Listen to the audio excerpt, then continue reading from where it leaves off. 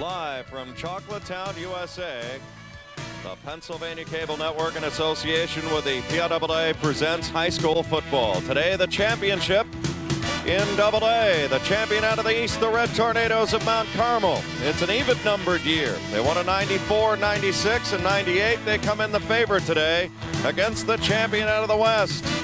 The Indians of Shady Side Academy, unblemished at 14-0. Mount Carmel, a 13-1 record. Their only loss, 18-15, to last night's AAA champion, Allentown Central Catholic, in the Silver Bowl back in early October. Good afternoon, Pennsylvania. Jed Donahue with you, along with the coach, Gary Sutton. Mark Shuey here as well, as we come to you live in Hershey. There's your weather.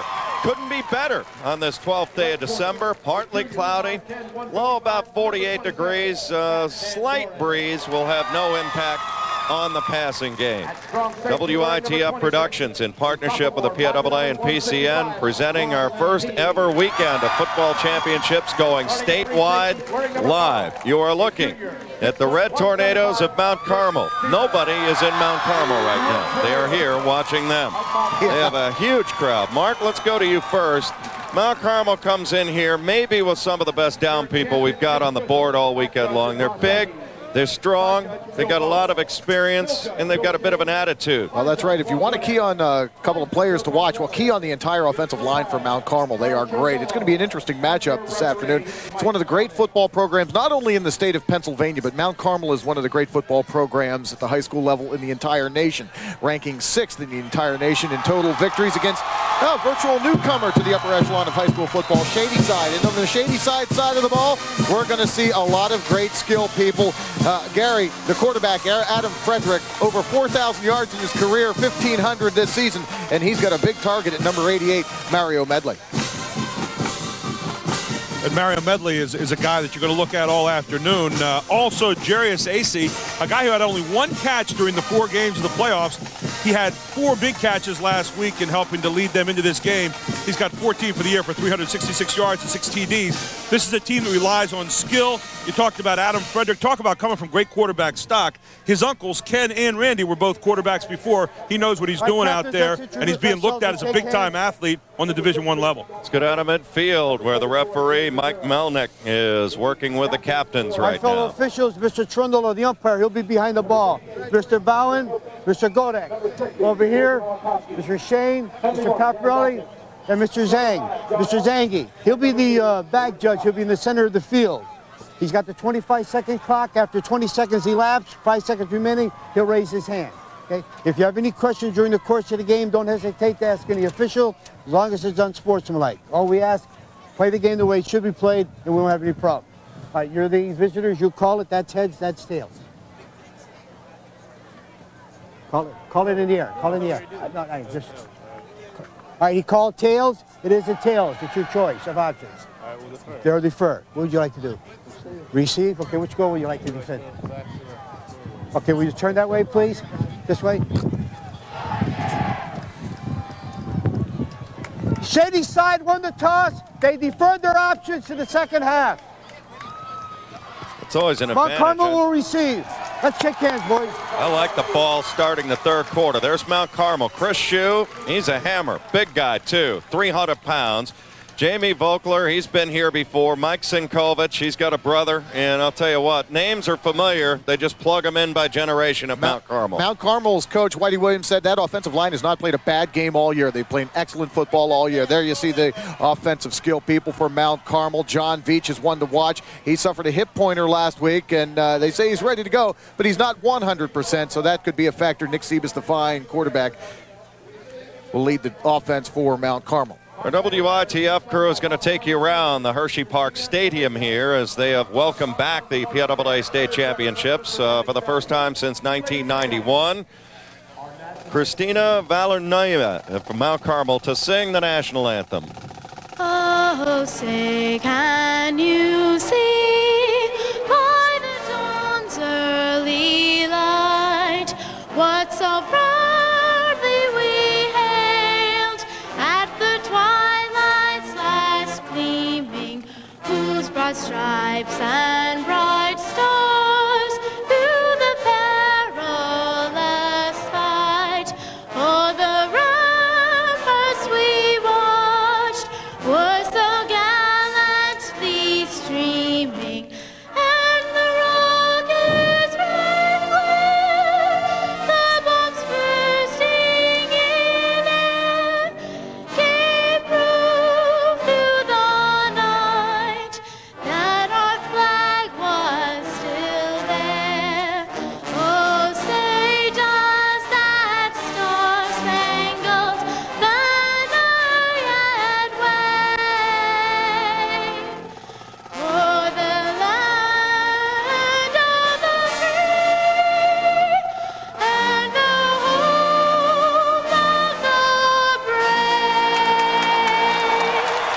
Christina Valania, Mount Carmel with the national anthem. Good to have you with us here in Hershey. We got another game later.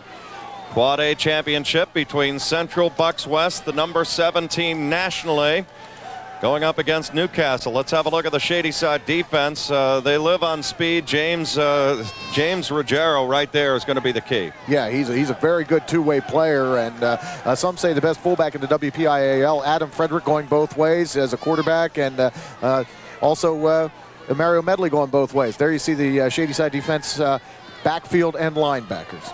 Looks like a classic matchup this afternoon of the speed of Shady Side against the power of that offensive line of Mount Carmel. Mount Carmel, one of the most storied programs in the state of Pennsylvania, 678 wins for that program, and they certainly come in here this afternoon ready to try to do some damage on a much smaller but very quick Shady Side team. Al Bailey goes deep, along with Nick Sebas, to take the kick from Shady Side. Nick Sebas, the quarterback for Mount Carmel, is one of the fastest players we'll see on the field today, and that gives Mount Carmel's offense a huge advantage. Do lose top receiver Josh Paracella to an ACL injury to the knee in the Eastern Final a week ago against Marion Catholic. The AA championship is underway. It's going to be Sebas stepping in front at the 10. He's a home run hitter. He's going to be the quarterback today, and Shady Side is right there to gobble him up at the 23.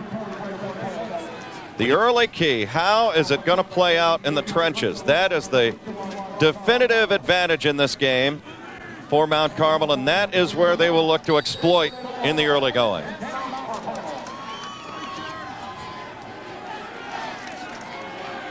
The Red Tornado, this is kind of a game, even numbered year, which they have on their regular schedule. Nick Sebas under center. Power I formation. They're going to go to John Veach, younger brother of Brett, and the tackle made by Adam Frederick. We'll call his name. He's the quarterback on the other side for Shady Side. Well, I'll tell you what, John Veach is putting up some big-time numbers here early in his career, only a sophomore. I was talking to some Mount Carmel people today, Mark and Jed, and they told me that this Veach kid is going to be better than his brother ever was. They said this guy is going to be the best running back, will set all the records in the history of Mount Carmel before he's done. Well, he's on track to break his brother Brett's records. Just a sophomore, John Veach.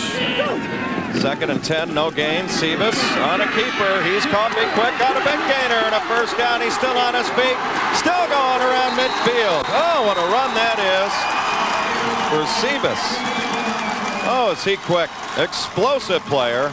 Gets loose for a gain of 28 at a Mount Carmel first down to the 49-yard line. Well, we mentioned the tremendous speed of Nick Sebas. Here you're going to see it as he shakes a tackler. Good power, too. Excellent following his blockers very well. And Nick Sebas, biggest gain of the game so far, early moments. But Sebas already approaching midfield with that big run. Watch Nick Sebas' eyes when he runs. His headlights are up all the time. Beach big hole, has 5, has 10, into the secondary, 35.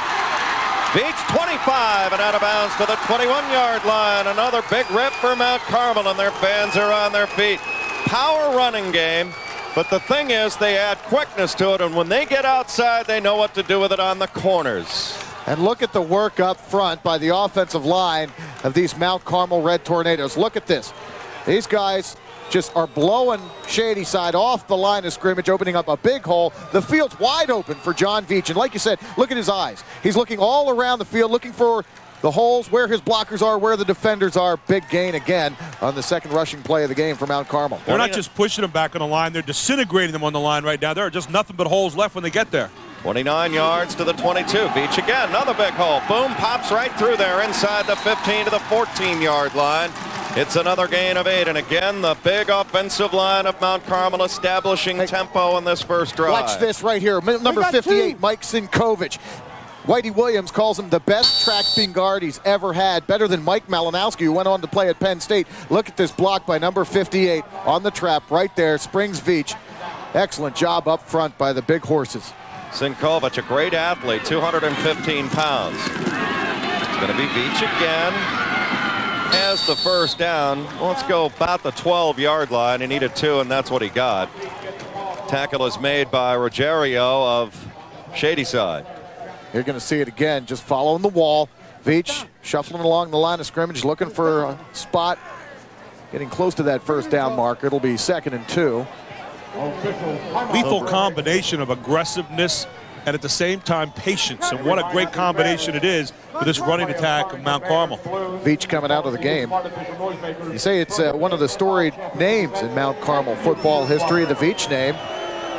Bob Veach, Brett Veach, even father Bob Veach played for Mount Carmel back in 1968.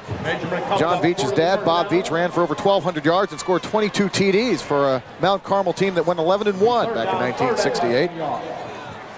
Of course, brother Brett won 2 state championship rings right here at Mount Carmel, 94 and 96. Kind of interesting, John Veach was on his way to a record in a game this year, and the assistant coach, Mr. Veach, pulled him out and said he's only a sophomore, he can wait. All right, formation. Sebas, first down, flies to the 9-yard line.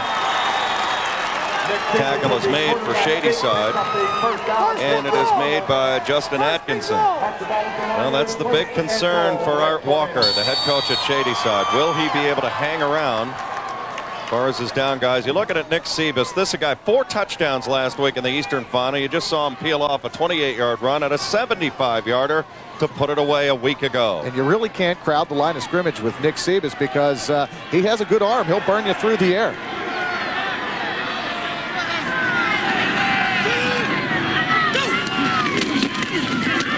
On a keeper, looks to get outside. Great play. There's good pursuit.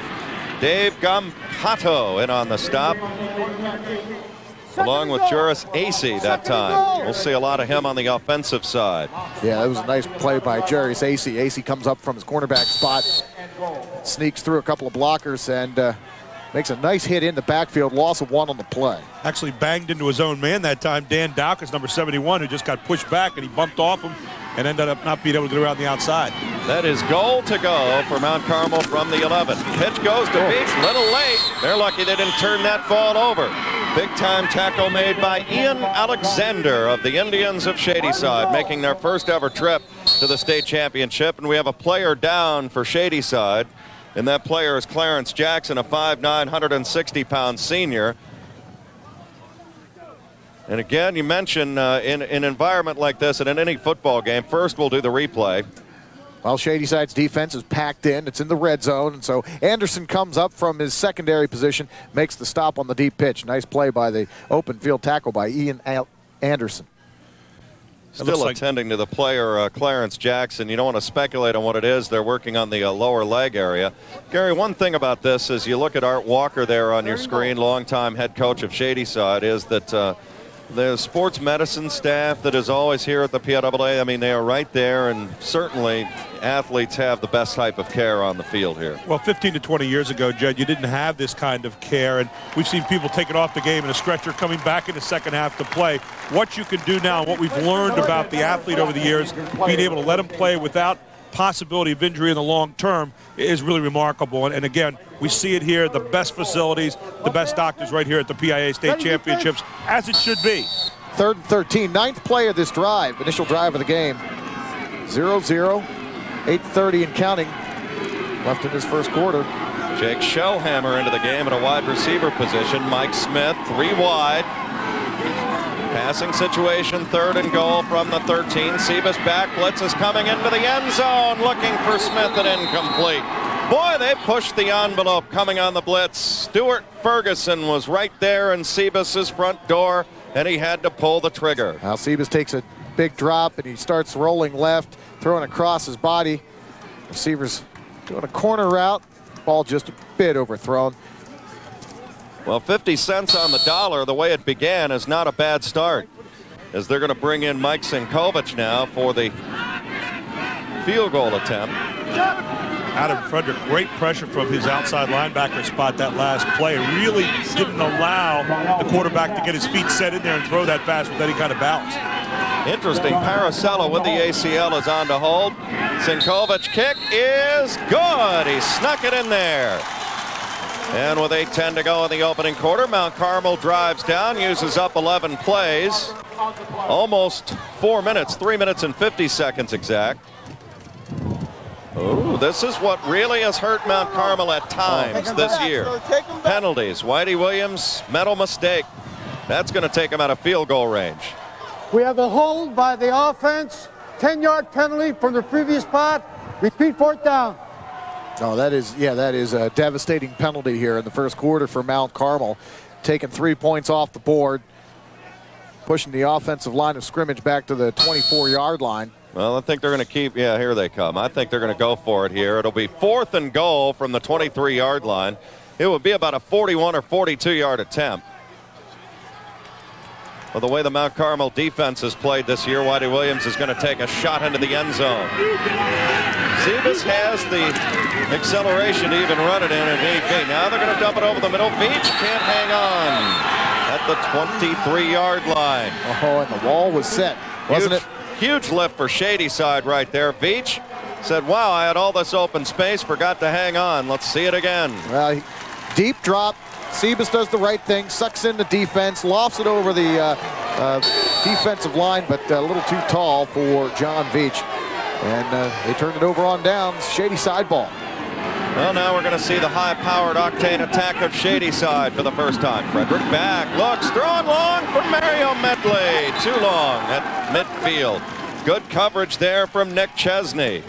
Nick Chesney, a transfer from Lord's Regional as we look at the Shady Side offense. Good offensive line. They call them the cutting edge because head coach says, hey, without these guys, nothing works offensively, and these guys have performed remarkably throughout the year. There's the Shady Side offensive unit, the skilled people. Adam Frederick Fine, senior quarterback. Going with a no huddle as Frederick steps. Blitz is coming. Down he goes at the 14-yard line.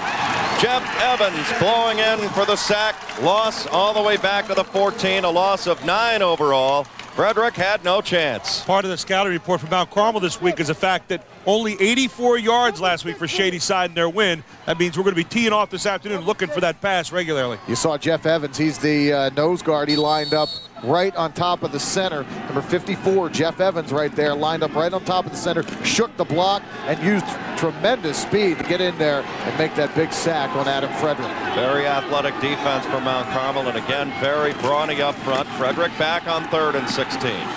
Looks down the middle, throws, pass caught, wide open. It's Scott Booker, foot race, 40 to the 30, pouring it on 20, 10, 5, touchdown, Shady Side. 84 yards on a broken play and a marker down. Oh, my. And it's all going to come back, we think. Holding way back upfield. Watch this. Pretty play to watch. Yeah, but it is a hold. Looks like away from the ball. A couple of Mount Carmel defenders collide with one another. And that frees up the receiver.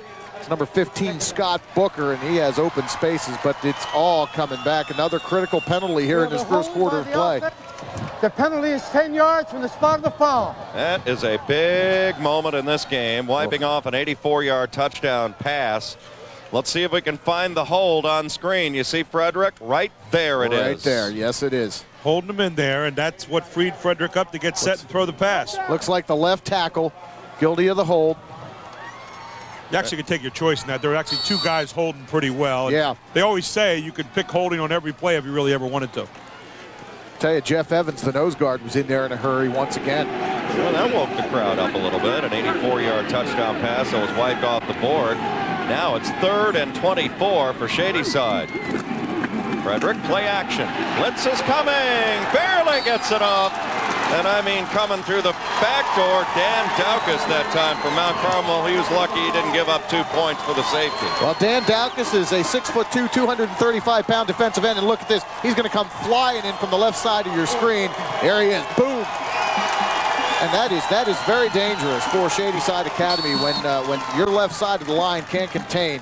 And the right-handed quarterback, you've got a tremendous blindside disadvantage. What's even worse is when it's happening in the first series. Well, each team has made a couple of mental mistakes on their initial possessions. Now we're done with the feeling out stage. Frederick will drop into his own end zone to punt. Going deep for Mount Carmel is John Veach and Nick Sebas, a pair of home run hitters.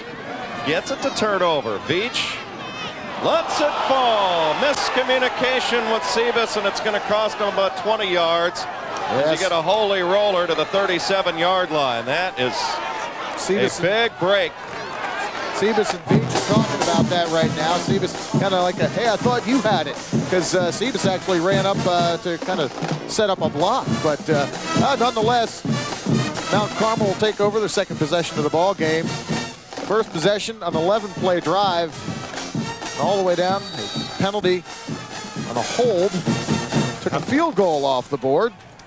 And Shady Side has already had a touchdown taken off the board. Tell you what, Mark, a 49-yard punt will get you out of trouble in a hurry. First and 10, handoff goes to Beach. Shady Side quick defensively, and on the stop, Rich Greer. They call him country. Reason 6'4", 240. Hey, talking about the punting game, as we look at the replay, here's Veach heading to the line of scrimmage. A punting game is what Whitey Williams says may have cost them their only loss of the year. ACC's punter, Allentown Central Catholic, that is John Ute, punted 8 times, averaging almost 40 yards per punt. They had very poor field position the entire game, and Coach Williams said that was a significant factor in that loss. Handoff goes to Bailey. Nothing there. Now they call it a fumble, and Ruggiero has got it. Big turnover, and Shady Side gets the first big break of the game now in their favor at the Mount Carmel 34. He might have just ripped it out of there. Well, another thing that Mount Carmel did very poorly in their only loss of the season to Allentown Central Catholic was this right here. Exactly turnovers.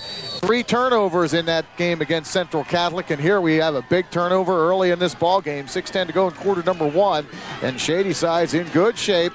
Ball at the 33-yard line of Mount Carmel due to the fumble.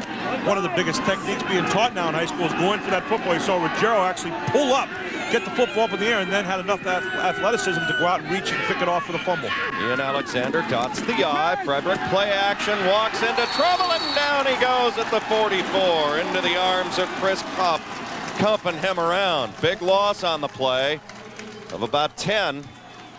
Frederick is seeing a lot of pressure. Oh, he sure is. I'll tell you what, these deep drops are not really doing much for the offensive unit of Shady Side Academy. The speed of Mount Carmel's defense is really collapsing the pocket very quickly on Frederick. You've heard of handcuffed? That was arm cuffed. That's third sack already for Mount Carmel in this quarter. They've got one hurry. Adam Frederick being recruited by the Mid-American Conference. Handoff, Ian Anderson picks his way to about the 41-yard line, well short of a first down. It's going to create 3rd and 17. As you see young Ian Anderson. Tell you what's interesting about this game in the early going, and you'll see it right here. Shady Side's quick. Mount Carmel is big and quick. Yeah. And that's going to be a telltale sign, I think, by the 3rd and 4th quarter. We start to talk about that fatigue factor that's so important. Right now, Shady Side playing on a lot of emotion with a lot of quickness. But I'll tell you what, over a period of time, if they can't put some points on the board, it could hurt them if Mount Carmel can use that size against them. And about 3rd and 17, as you see on the screen, a scoreless tie for now. Frederick back, looks, jump ball for Mario Medley, and it's too far. Medley at 6'5". is a real rugged matchup for Nick Chesney at 5'9", and they're looking to exploit it, but he got too much air on it. Even though that pass went incomplete, that was a nice piece of blocking. That was a successful offensive play, so to speak, for Shady Side. They picked up the blitz. Terry Meyer came on the blitz from his linebacker spot, and they picked it up, and Adam Frederick had some time to throw that ball. It's going to be interesting with Frederick, the punter, whether they'll try a fake out of this before it's all said and done. You always have to be alert. Right now, Veach and Sebas go back, but anytime the quarterback is back there, you never know. They almost got to it. Tried to win an Oscar or get a nomination there on the roll-through. No sale. Steve Sinkovich was in. Now, Frederick last year in the the WPIAA final, they got run over by South Park, threw 4 interceptions and had 3 punts blocked in that game, and he almost had 1 blocked there. Oh, yeah, that's right. He took that loss very hard, told the team it was all my fault, but came back with a vengeance this year, had a very fine year, throwing over 1,500 yards and led his team to Hershey and the state title game at AAA level. I bet they fake with him before it's all said and done today. Mount Carmel on offense for the 3rd time. And off Beach. Boom and boomer to the 19, a loss on the play. Right now, Shady Side throwing caution to the wind. They are blitzing literally on every down, trying to offset the size advantage with quickness in the blitzing. Yeah, and here you see the quickness of linebacker Stuart Ferguson, who came on the blitz, left side linebacker. Met the ball carrier head on. Loss of 3 on the play. Matt Van Doren is in with a play from Whitey Williams off the Mount Carmel bench. There you see the Red Tornado. They won it all in 1994. An epic double overtime struggle with Forest Hills, and then roared past Tyrone in 96. Here they are again. Sebas, quick keeper, big hole to the outside. He's a home run threat. Ball is down and out. Who's got it? Mount Carmel. That's their second fumble already. Lost one on their last possession. This time, saving the day as I'm looking for a number.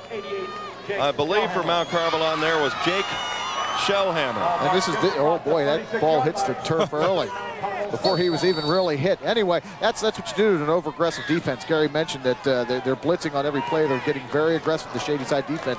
So you throw a little misdirection in and try to get them off balance, out of discipline. 1st and 10, Mount Carmel. Sebas, quick handoff, beach, step around move, has 5, has 10. Now he picks his way to midfield and a first down, a gain of 14. And Mount Carmel beginning to move it on between the tackles again. So what do you do to offset the on-rushing defense? Mark said it. Now you have the little delayed handoff right here. You have the draw plays, the quarterback keepers. All those things will get that defense to back off a little bit. Yeah, we're seeing a coaching chess match here. This is a very enjoyable football game to watch. 0-0. 3:20 and counting left to go in quarter number 1. Look at the Mount Carmel sidelines. Head coach Whitey Williams. Been at the helm since 1993. Took over for Jazz Dimmonen. Great head coach. Totaled over 275 victories here at Mount Carmel. Handoff goes to Bailey. He runs headstrong into Rick Sandoval and also James Ruggiero again. Ruggiero has created a lot of turnovers out of the nose tackle position, and you get an idea of his nose for the football here. Yeah, I'll tell you what, that's there's some good hard-hitting play on both sides of the line here. This quarter number 1. Scoreless tie, 2:40 and counting to go. Get an idea, some of the people made the trip from suburban Pittsburgh, from Shady Side, out here to Chocolatetown and Hershey. Another game to follow today. Nick Sebas carrying on his own. There is that man, Stuart Ferguson again, to whip him down to the 44. Loss of 5 on the play. Well, Stuart Ferguson, he came in like a rocket, virtually untouched on the linebacker blitz. Here he is, number 80. You see him come right into the middle of your screen, and he corralled Sebas. And Sebas is a very fast player. He's the fastest back that Mount Carmel has, so that gives you the kind of idea that Ferguson, the speed that Ferguson brings to the table there at 225 pounds. 3rd down and 14. Double wide receiver look now for Mount Carmel. Sebas bad looking. Under the gun, and down he goes again. Adam Frederick, quarterback to quarterback, says, not my house. Lost back to the 31 of 15 yards. It's almost like they're saying, let's just throw caution to the wind. It's our last game. We're going to blitz literally every play until they make an adjustment and try to beat us. And right here you see it again. Frederick, the quarterback on the offensive side, doing a little disruption on the quarterback on the defensive side. What they're doing is they're rushing the DB that time. That way their defensive line is in just in case of the counter. High end over end kick. Camping under it this time is Booker. Booker, not much room to go to the outside. Ball pops out. I think Mount Carmel's covered at the 38. They have. Trying to get that extra yardage, didn't put the ball away, and Mount Carmel makes him pay. You know, you almost got the feeling watching that play that this was bound to happen. Because watch Booker, he starts turning, twisting and turning, and he's not really sure where the defenders are. Look at this. He's heading one way, he's heading another way. There's red tornado all around him. And, you know, that's bad news because that ball's out there. It's exposed, and it got knocked loose. Fumble, big turnover by Mount Carmel. Mickey Moroz picked up the fumble, a 6-foot, 175-pound junior. Ball at the 39. Mount Carmel getting a break, and now they call timeout with 1:08 left. Well, it's been a game of missed opportunity. An 84-yard touchdown pass. Adam Frederick to Rich Booker wiped out by a holding penalty. Penalty took 3 points off the board for Mount Carmel, another hold, and here's the fumble again on the punt. And for Booker, there's just a time to, you know, cut your losses and just go down, and that would have been the best decision, certainly, for Booker in that case. I think Aaron Ziegler knocked it out of there. One of the biggest things you see right now in high school football, we alluded to it early in the show here, is the reaching for the ball, the stripping of the ball. That's a technique that's taught now on a regular basis. I'd say 20 years ago, you didn't see that taught like that, Mark. That's right. And you have to. That's right. That is a certain skill, and then teams do practice that. As we look at the Red Tornado cheering squad, perfect football atmosphere, beautiful football weather. Steel gray skies. Sun is not a factor. Wind is not a factor. Actually, that helps Shady Side an awful lot. The sun here can really be rough when you're looking into it. Perfect, optimum conditions. Sebas handoff Beach. That hole closed quickly. Slams it forward to about 36 for a gain of 3. The numbers on Beach this year are just incredible. He's got 26 touchdowns. Beach's dad, you mentioned Bob, is an assistant coach with Mount Carmel. One of the storied names in Mount Carmel football history. There's another name that's becoming storied right now, Whitey Williams, 87-26-1 in 10 years, 69-10 in 5 seasons at Mount Carmel, and also 2 championships to go with that, building his own legend as he moves along. Beach has got 9 carries for 49 yards. This is Bailey with it. Bailey, not much room to roam. Wings it forward to about the 34 before he's stopped by Adam Frederick. Al Bailey's a 5'10", 175-pounder. He's a junior.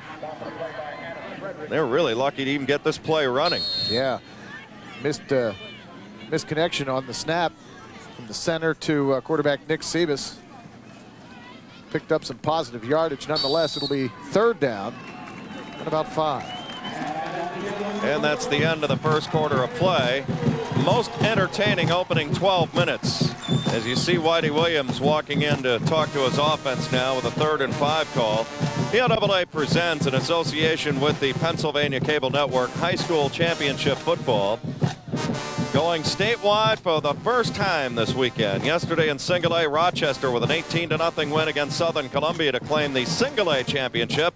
And in Triple A last night, Allentown Central Catholic with a resounding performance on defense to rub out Moon Township by the final of 10-0. Mount Carmel and Shady Side opening up day number 2, so far scoreless. Jed Donahue along with Gary Sutton, Mark Shuey, and her entire WITF production crew in partnership with the PIAA and PCN. Wouldn't want to be anywhere else right now. A little carryover value, too, from last night. The only loss in today's game for both teams came from the aforementioned Allentown Central Catholic team. We saw Mr. Ute in action last night. Mark mentioned him earlier. A 43-yard field goal to pretty much salt that one away last night. Allentown Central, the champions already, and one of these 2 teams trying to get it here this afternoon. Yeah, we mentioned Ute. Whitey Williams, coach for Mount Carmel, says Ute was one of the big reasons why Allentown Central Catholic defeated Mount Carmel. His tremendous punts, about a 40-yard average through 8 punts in the ball game, had Mount Carmel pinned in very poor field position throughout the game. He's rolling. Looks, he's going to be hit short of a first down. Another great play. Adam Frederick is in on the play, along with Rich Greer again. Well, big country, big player, big play, big hit. Big loss to the 35. Yeah, here we see Nick Sebas really nowhere to go. That pocket collapsed almost immediately. You know, should be no surprise that this game is scoreless after 1 quarter. As far as the points allowed for each defense, Mount Carmel, they've allowed about 8 points per game.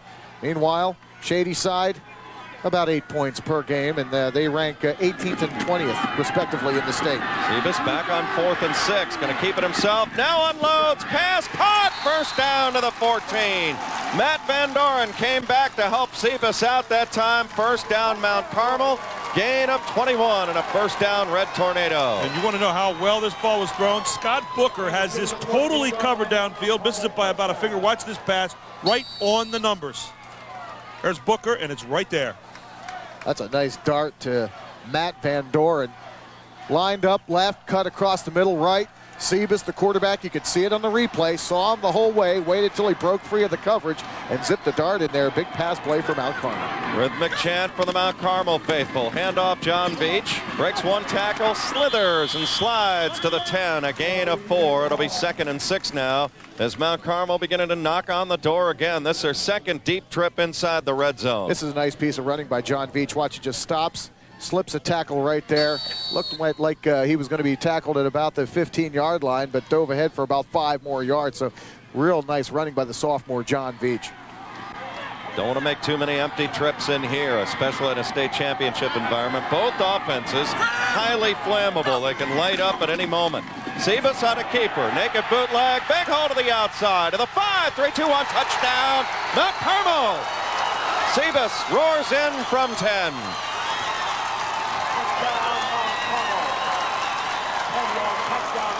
Watch the work of guard Mike Sinkovich, number 58. He's out there leading the pack. There he is. Boom. Great seal block. And right there, Sebas uses his speed from about the 7-yard line on in to get into the end zone for the first score of this ball game. One of the weirder looking extra point shifts that you will see. Sinkovich on for the extra point. Not often you see an offensive lineman. It's kind of a Lou Groza look. Bang, right down the middle. 7-0. Mount Carmel with 10:16 to go here in the opening quarter. An impressive drive set up by the turnover on the punt return by Shady Side. Here's Nick Sebas, only a junior. What sells this run is the fact he's showing pass the whole time as he's rounding the corner, freezes the linebackers, and ends up dancing into the end zone. First touchdown of the game belongs to Mount Carmel. They're up 7-0. It's a long drive, 6 plays, 61 yards. Set up by the fumbled on the punt return. Well, Shady Side now getting a chance to counter back on offense. They haven't exactly been out there that often. Mount Carmel has really controlled the clock, and Joel Bechtel is at the game, our executive producer. That guy's in a room with not a lot of lights on sometimes. That's an interesting outfit there this afternoon. Only thing he's missing is Mom Send Money. Well, there's no doubt of what his rooting interest is. He's buckled up. He's got the chin strap buckled up, ready to go for this one. We were coming up to the press box and noticed him right away. Mike Sinkovich to kick off. And here we go. High deep kick. That's going right into the end zone, and it's touchback. I don't think they think the big guy could knock it that hard. This is a pretty good look. 1st and 10, Shady Side of the 20-yard line. Keep in mind they've had an 84-yard pass play called back, touchdown called back, but even though that didn't result in points, don't think for a second that that is looming over the Mount Carmel defense a little bit. That's they know right. that full well. That's right. The Shady Side sidelines, they know that, they're a quick strike offense. They can hit the home run at any time in this ball game, and you know, believe me, with the skill people they have, they will swing for the fences sometime in this ball game. We talked about on one side Whitey Williams, on the other side Art Walker, formerly the coach at Mount Lebanon. 206-74 and 6 over 21 years of coaching, 6 WPIAL titles. From Bergero, slams it forward to the 22-yard line. Tackle was made by Ronnie Lentini, sophomore, 5'11", 165-pounder. Well, Ruggiero is a guy 6'2", 240 mark. I mean, there's nothing subtle about this guy at all. It's just power. No, Ruggiero, one of the best fullbacks. Brownsville's coach, Bartholomew, said that, hey, he's the best fullback I've seen in many, many years. So, yeah, he's opened some eyes out there in the Pittsburgh area. Single coverage on Mario Medley off your screen. He's 6'5". Here's Frederick back again, looking. Down he goes. 4th sack of the day for Mount Carmel. 2nd of the afternoon for Dan Daukus, 6'3", 235. Steaming in through the back door. There's that blind side pressure once again. That is ever so dangerous. And I'll tell you what, Adam Frederick did a good job just hanging on to that ball. Here we see it once again. Frederick has no idea that Daukus is steaming in from that side. We got to try to get a little bit of isolation over the left side of that line there, because Daukus is just owning the left side and getting in on that blind side every single time. 3rd and 16 for Shady Side. 9:01 left here in the second quarter. They're down 7-0. Frederick, play action, now delayed handoff for Ruggiero. Mount Carmel worked that out. And a big tackle is made by Mike Sinkovich. And here they come. They're on their feet on the Mount Carmel side. 3 sacks in the game so far for Mount Carmel, and they're really getting it done. And I'll tell you, that battle over there with Daukus against Khalil Bay is unbelievable. That was Jason Malakowski, 6'4", 260 on the sack. I read the number. He's a big-time player. Has been here for 3-year starter. 6'4", 280. You might command a little respect out there. It does get your attention, doesn't it? Frederick to punt. Unwinds a 9-iron shot. Takes a Shady Side roll and drops to the 40-yard line. Great field position again. Extracurricular. Mario Medley dropped Mickey Morose to the ground, and the Mount Carmel people want a 15-yard personal foul penalty. No sale, but that's something the officials are going to talk to both teams about. You really got to maintain your poise, Gary. You can't get sportsmanlike type penalties in a situation like this, especially with Mount Carmel dealing with a short field right now. There's Whitey Williams. Individual battles have no place in this game except within the team structure along the line, and you don't want to get into that kind of unsportsmanlike conduct. Pitch goes to Veach.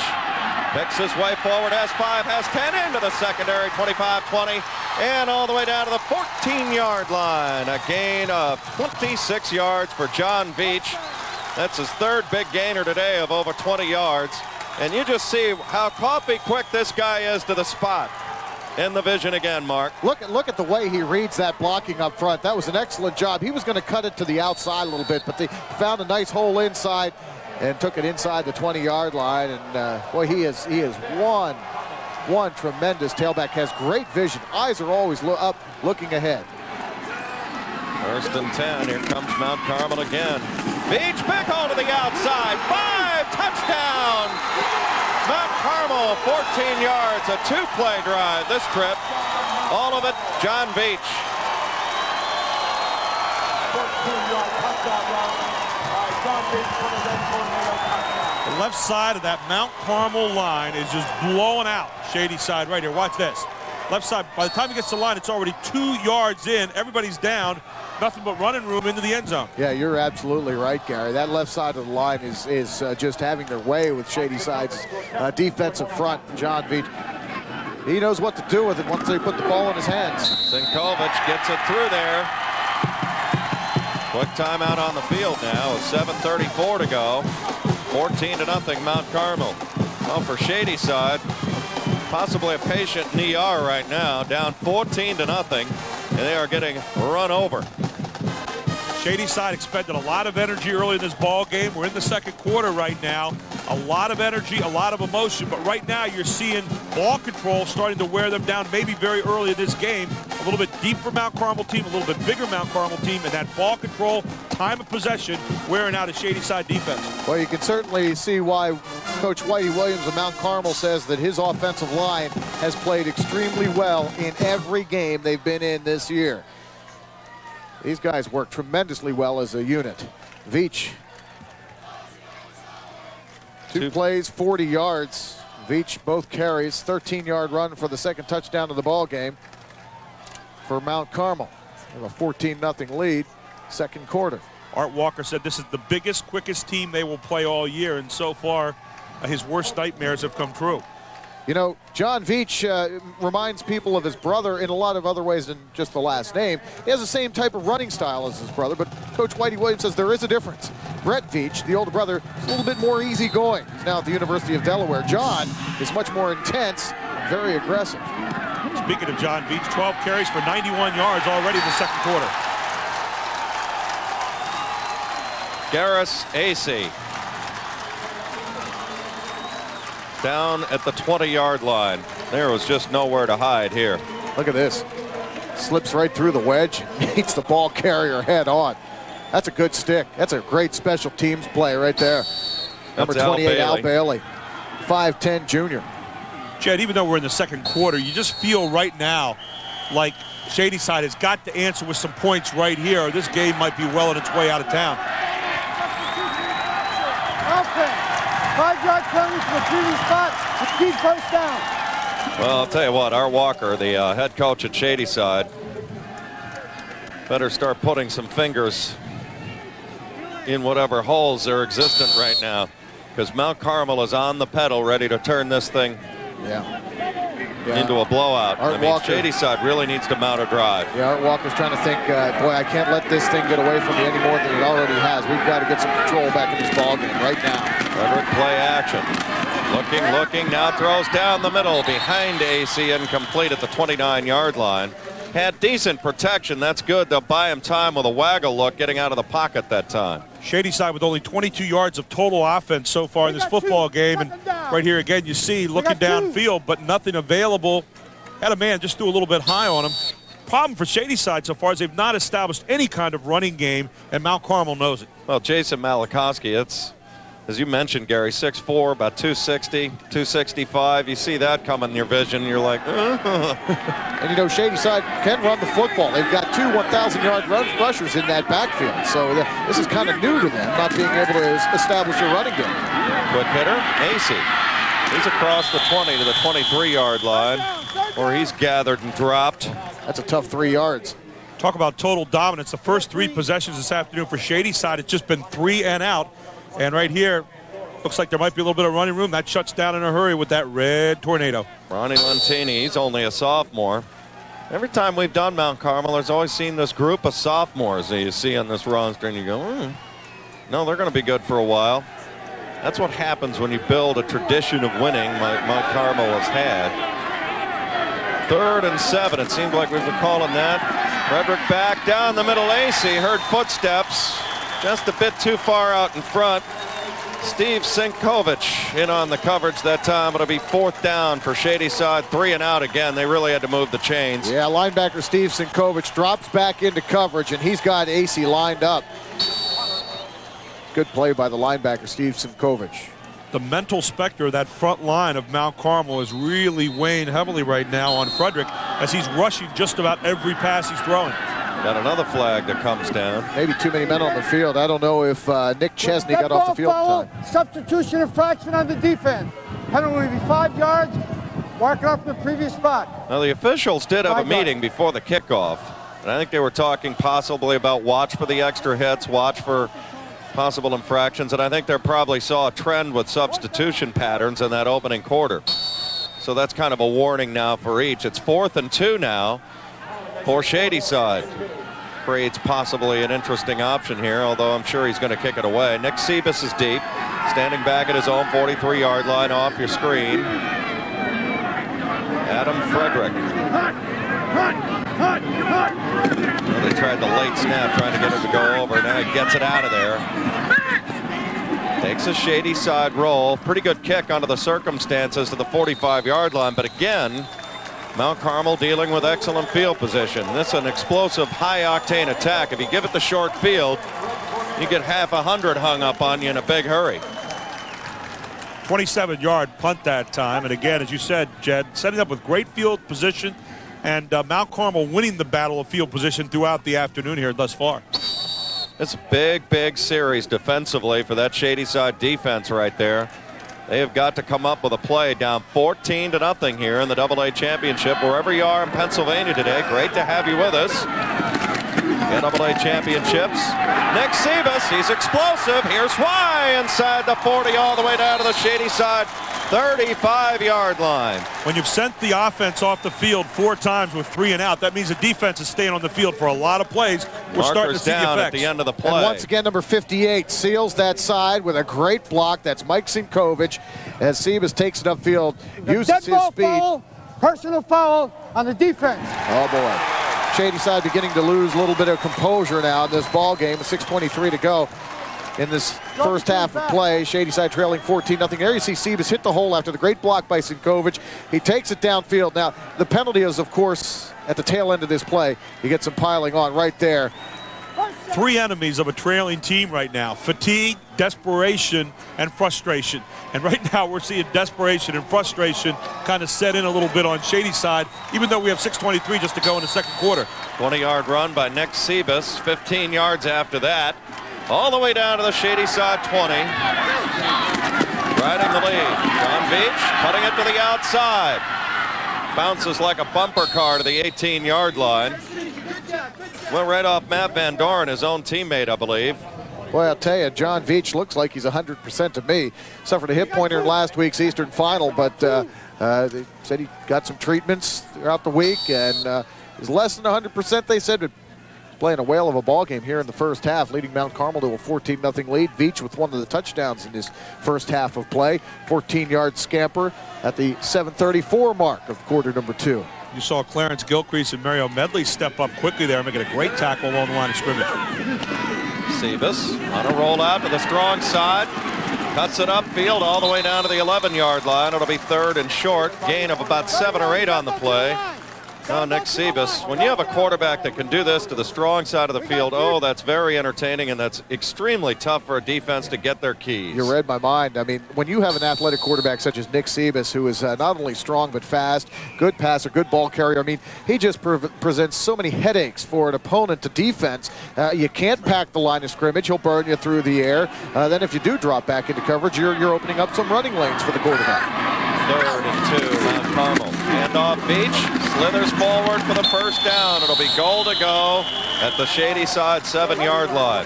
One thing about this offensive line that makes it so impressive is they might miss one play, say on the recent Beach run, but they're not going to miss 2 or 3 in a row, and that's what makes them so daunting today. Look at that blocking up front. Tremendous job. You know, another guy, we haven't called his name much, but I mean, his presence has been felt. That's John Else, 6'1", 280 pounds, and boy, he is a tremendous handful. They call him Uke, as in Euclid coal truck. He's bigger than a bus. Keeper, nobody home to the other side, and a touchdown, Mount Carmel. 3 straight possessions, 3 straight trips to the end zone, 20-0.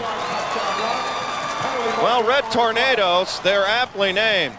For Shady Side right now, the insurance people are at the site. It's ugly. Well, it worked last time. He said, why not try it again? This is touchdown number 3, but right in a row, the second straight time quarterback keeper, the second straight time you dive into the end zone, and another score from Mount Carmel, 20-0, 4:24 to go in the second quarter. Second of the day already now for Sebas. There you see that shift. You know, you talked about Euclid, and he basically is a first-team All-Stater from last year. That's right. Snap, and they blocked there. Chance he might make it again this year? Coming in on the block was Rich Greer. Well, that's something positive anyway, but the Mount Carmel fans really beginning to smell it. And here's Nick Sebas, trip to the end zone, his second of the day. Yeah, and I'll tell you what, offensive line, once again, a great job to seal that lane. Nick Sebas uses his speed to get to the end zone once again. His second touchdown of the ball game. And Mount Carmel in control, 20-0, 4:24 to go in this first half of play. Those 5 plays, 55 yards. That took 2:04. The idea football team. Idea so far for Mount Carmel is keep that defense on the field for Shady Side, pound them a little bit, and it's wearing them out right now. 4:24, there's Whitey Williams. Well, let's go play Art Walker for me a second here, Gary. You're down 20-0. You've been run over the last 5 minutes or so. I mean, what are you trying to do right now? Well, you're trying to instill a sense of urgency without a sense of desperation in your team, and that's a hard, fine line to walk. And if you're Art Walker right now, I say we just have to get back to what we do well. Let's try to get a score before the end of the half. Just get back in the game. We're not going to do it all at once. We didn't get down all at once. So let's take our time, get a quality drive, and put some points on the board. Well, an 84-yard touchdown pass wiped out up by a penalty. Zinkovich, this Mario Medley on the short return to the 38-yard line. Oh, Mount Carmel's really playing well right now. That was Ron Lentini again in on the stop for the Red Tornadoes. For Shady Side, they have 3 timeouts to work with and 4:19 worth of clock. I'll tell you what, if you're a football coach and if you're Whitey Williams right now, head coach of Mount Carmel, you're wondering, well, what can we do to improve upon this second quarter performance? Well, the first quarter was fairly impressive, but they made a couple of mistakes, and that is they put the ball on the floor early. A couple of key fumbles in the first quarter from Mount Carmel. That's one of the things I'm sure that Whitey Williams is going to talk to his team about. No turnovers the rest of the way. Frederick back, looks down the middle, intercepted by Terry Meyer. The 48-yard line, he underthrew his intended receiver, Mario Medley. Well, Mario Medley, he draws some attention when he runs his routes. This time, Meyer, the linebacker, drops back into coverage, and he picks off the ball, thrown a little bit behind Medley. Great interception by Meyer. He and Nick Chesney transferred from Lourdes Regional after Nick Chesney's dad was let go as the head coach after a 3-7 season. Meyer wanted to stick around at Lourdes, and then they were saying some derogatory things, supposedly, about Coach Chesney, and so he joined Nick Chesney here at Mount Carmel. Right now, he's Glad he did. He was in Chocolatetown, USA. His team is on the lead, 20-0, and back on offense.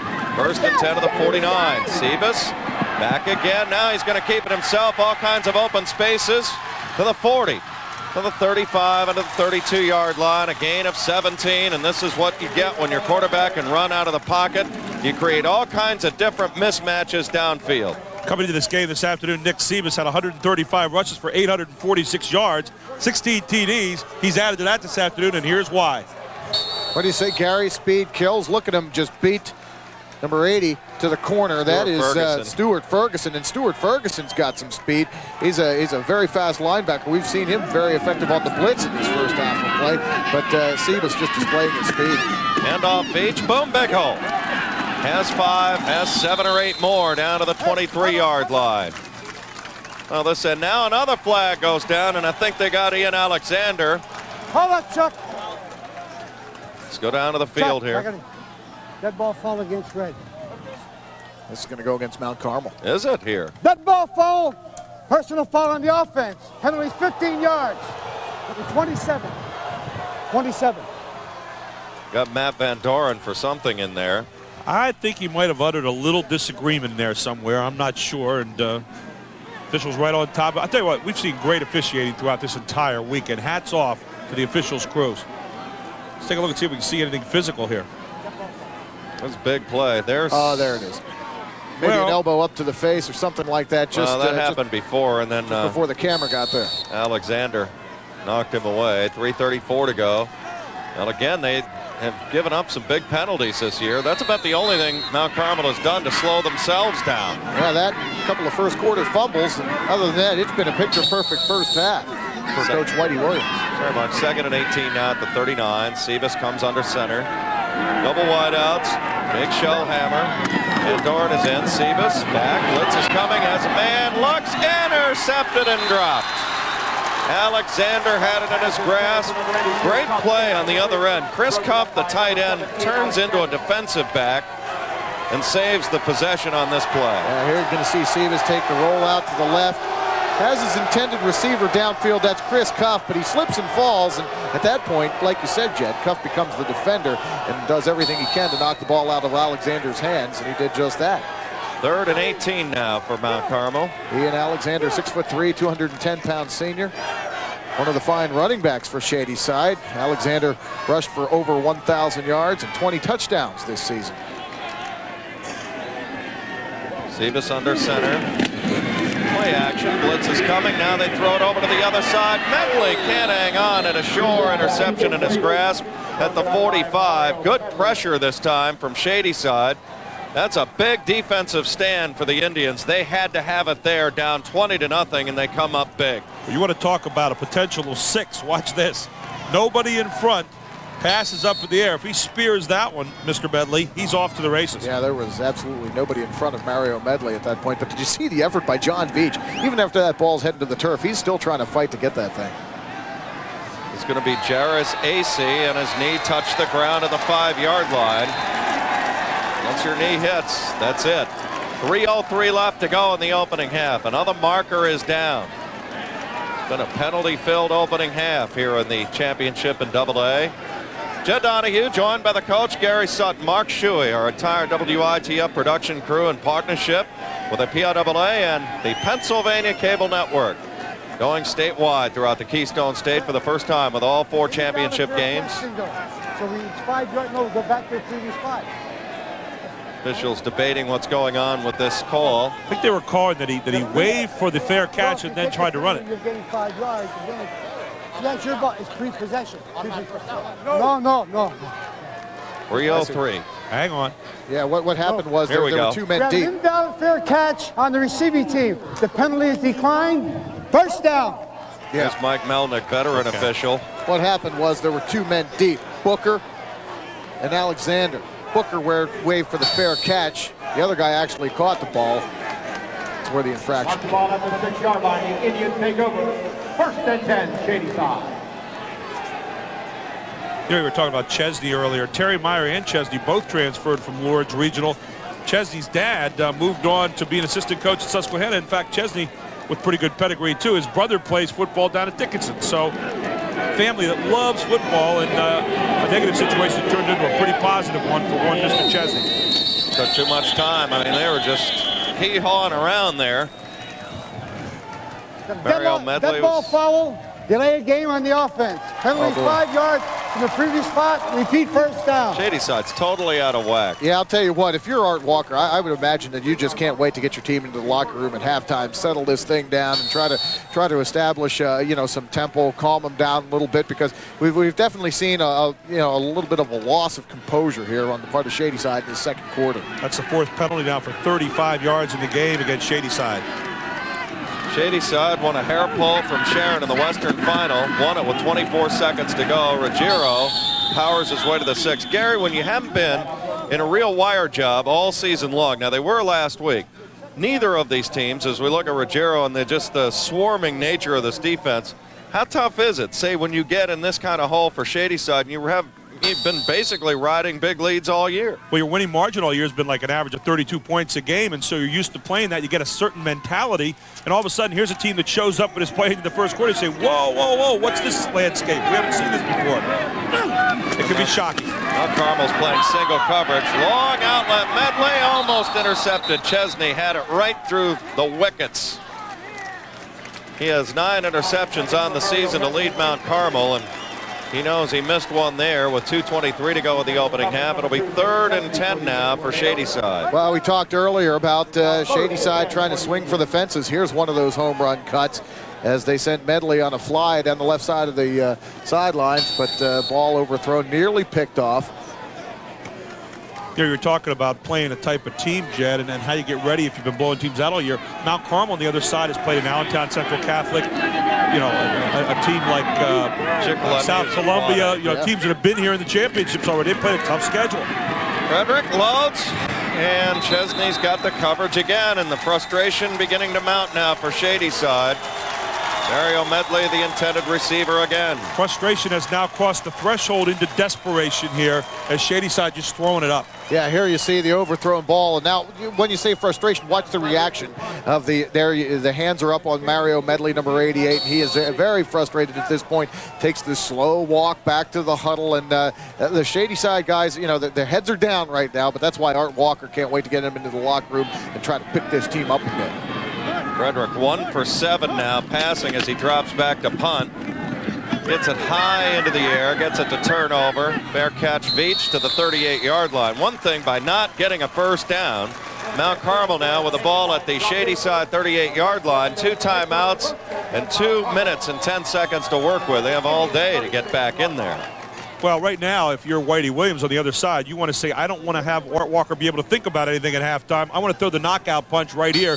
2:10 to go. They've got the ball at the 37, and Art Walker over there trying to make sure his team can maybe stand up one more time and get to the locker room with a chance to play for something in the second half. Mike Smith into the game at a wide receiver position now, along with Jake Shellhammer. Sebas into the shotgun.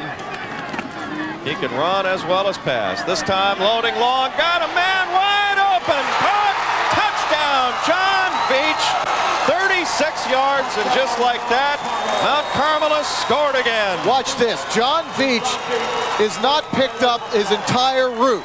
John Veach comes out of the backfield. He lines up in the slot, actually, and Sebas has him the whole way, and nobody in the secondary of Shady Side ever picks up John Veach. Look how wide open he is. Hauls it in at the 5, scampers in, touchdown, John Veach. They flooded 3 different lanes going downfield, all deep routes, and then crossed a man underneath, and it opened up John Veach right in the middle as the outsides were covered, but the middle was wide open. Yep. 3 straight routes, straight down the middle of the field. Pick one of them out, and you got a touchdown. They had 2 wide left, Veach in the slot, and Veach untouched downfield, never picked up at all, and Sebas, perfect pass, hauls it in at the 5-yard line, then from there on in, it's all John Veach. Talk about the great eye contact of Sebas. He looks left, sets up the cornerback back there, then came back to the middle and caught Veach right down that lane.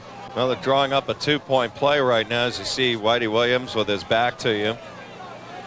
Well, Mount Carmel, there's a lot of people who believe that they're among the pantheon in the state this year. It doesn't matter about the alphabet soup if you want to go quad through single A.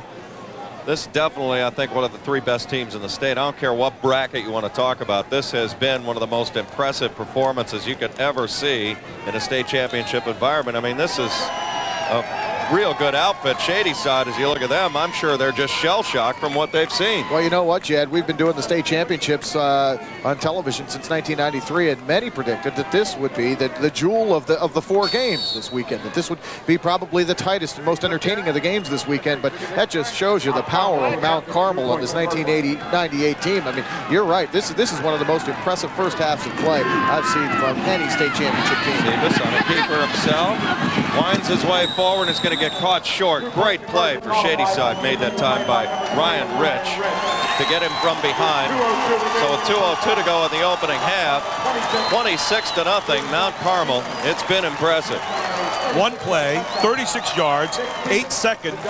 Those are the kind of plays you like to draw up as a coach and see work. This is the only time all day this particular play hasn't gone for a score. That's because they're dealing with a short field from the 2.5. The guy in the 40's got some room to play with. Coach Whitey Williams is standing there going, darn, we're not perfect today. Well, they've made a couple of penalties. I mean, any coach will tell you. Yeah, a couple of penalties. Interesting luck. Go ahead, Mark. That's right. Yeah, you're right. A couple of first quarter penalties, but those penalties, if you remember, they occurred very early in the game, and Mount Carmel has more or less overcome those penalties. One penalty took a field goal off the board. So, you know, Whitey Williams settled his team down, and they got the jitters out. Okay, we're in the state championship game. Yeah. And then that has to kind of key up a little bit, but now they're just playing another football game, and they're letting it fly all over the field right now. But the one thing they've been able to do this afternoon, there's 2 A's. You go out and you attack or you adjust. You want to be in the position where you attack so the other guy has to adjust. And Whitey Williams right now is sitting on the throne. Still 2 minutes and 2 seconds to go in the opening half. Mount Carmel scoring in less than 30 seconds on that last drive.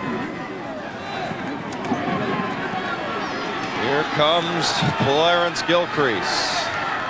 Got the 23-yard line, and then Mike Smith gathers him in from there. Another flag goes down as they're hitting after the bell. Number 8, Mike Smith. See, this is referees. White, number 80, block in the back. It's a block in the back, as you heard right there. So that's going to be 15 yards against Shady Side. Talk about an undertow. You're seeing it right here. It's been all red tornadoes. As good as Mount Carmel has been, why are coaches so hard to please? You're up 26-0 right now. You're in firm control. Yet Whitey Williams, I'm sure, can pick 10 or 15 things off the top. Well, it's a great question, Jan, and the answer is this, that you're always playing your potential. You want to come in and you want to play the best game, and all of a sudden you're playing against yourself right now. If you're Mount Carmel, yeah, you've still got Shady Side out there, but you want to make sure that you show the people what you can do, what the kids have learned during the course of the year. You're still an educator, and at Mount Carmel, it's even a little bit worse because that tradition always haunts you. The Jazz Diminics, the Dan Ficas, all those names still swirl around, and you're out there today with just another edition of a Mount Carmel team that has built such a great tradition over all the years. Shady Side on offense. A much fun and passing attack has yet to get out of the driveway today, with the exception of a callback 84-yard run. Ruggiero streams forward to the 19-yard line. You know, Shady Side, they're used to establishing a running game, and this is their inside punch. Ruggiero is big fullback, one of the nicest fullbacks in the WPIAL, according to many of the coaches. And their outside punch is Ian Alexander, number 7. But neither of those guys have been able to get on track today. Credit to Mount Carmel defense, a swarming, speedy defense. Well, the other problem too is all these guys are two-way players, and all of a sudden, all that time on defense may be, hurting them now on offense. Ruggiero, bang, down he goes. That is a big-time stick by Steve Sinkovich. He's 5'10", 195, but he packs a wallop. Yeah, look at this out of his linebacker spot. Steve Sinkovich comes up and lays a lick on Ruggiero. And Ruggiero's no small kid. He's 240 pounds, but boy, oh boy, Sinkovich really put him to the turf. When Sinkovich under 200 pounds, but boy, Mount Carmel defenders, they bring a lot of heart to the table too, and that's something you just can't measure on the stat sheet. That explosion that Ruggiero probably normally has on offense has been expended so many times this afternoon on defense, as with the other players from Shady Side. It's very, very tough now to have that same kind of energy, excitement, and enthusiasm when you're down 26-0 and you're trying to get those legs moving hard on offense. There's determination. There's a lot of different adjectives that you can use right now. Determination, despondency. This is a relatively new team into the WPIAL and really into the PIAA situation. We saw them back in 1995 put on a clinic in basketball across the way here at the Hershey Park Arena. Peter Sauer, who's now playing at Stanford, was on their Final Four team a year ago. That was Danville Cleona. That was a great ball game. It's one of the great teams we ever saw that year. That was another situation where you can take any number of class you want. That team might have been the class of all four that year. They were something. Well, they're the Shady Side faithful going, well, is there a 28-point play in this game? Adam Frederick back again on 3rd and 3. Whirls it forwards, got the first down. That's David Gamcato. Their first down of the day. Granted, they had an 84-yard touchdown pass called back by a holding penalty in the opening quarter. It's a nice play, kind of like a quarterback waggle, gets him out of the pocket. You got to get away from this aggressive defense. And sent the intended receiver, David Gamcato, on a cross across the middle and picked up the first down. All right, nice Gary, when you're sorting through the rubble, you take every little victory that you can get, right, to piece it together at this point. That's a first exactly down right. it's a start. Can't get the second first down until you get the first one. So there you go. You got to walk before you can run. That goes Frederick under the gun. Throws, pass, dropped by Medley. He's having a tough afternoon getting open, and then when he is open, he couldn't hang on. Mark brought up a good point a moment ago where we saw the pocket pass before. We're now seeing sprint outs constantly. Again, buy a little bit more time by sprinting out. We see it here again as Frederick looking downfield throws a pretty good pass. Should have probably been caught, but instead dropped, and that's been the kind of afternoon it's been so far for Shady Side. Medley, a great player, 6'5", 195-pounder. You got to give a lot of credit, too, to what Nick Chesney has been able to accomplish with him. Single coverage. I mean, Mount Carmel not intimidated at all. Garris AC and also Medley coming in. Much ballyhoo, but Mount Carmel's played him straight up. Handoff for Alexander. Down he goes into a pile of red at the 26-yard line. Malachowski is there. His brother Mike played at Penn State, started there for the Nittany Lions under Joe Paterno.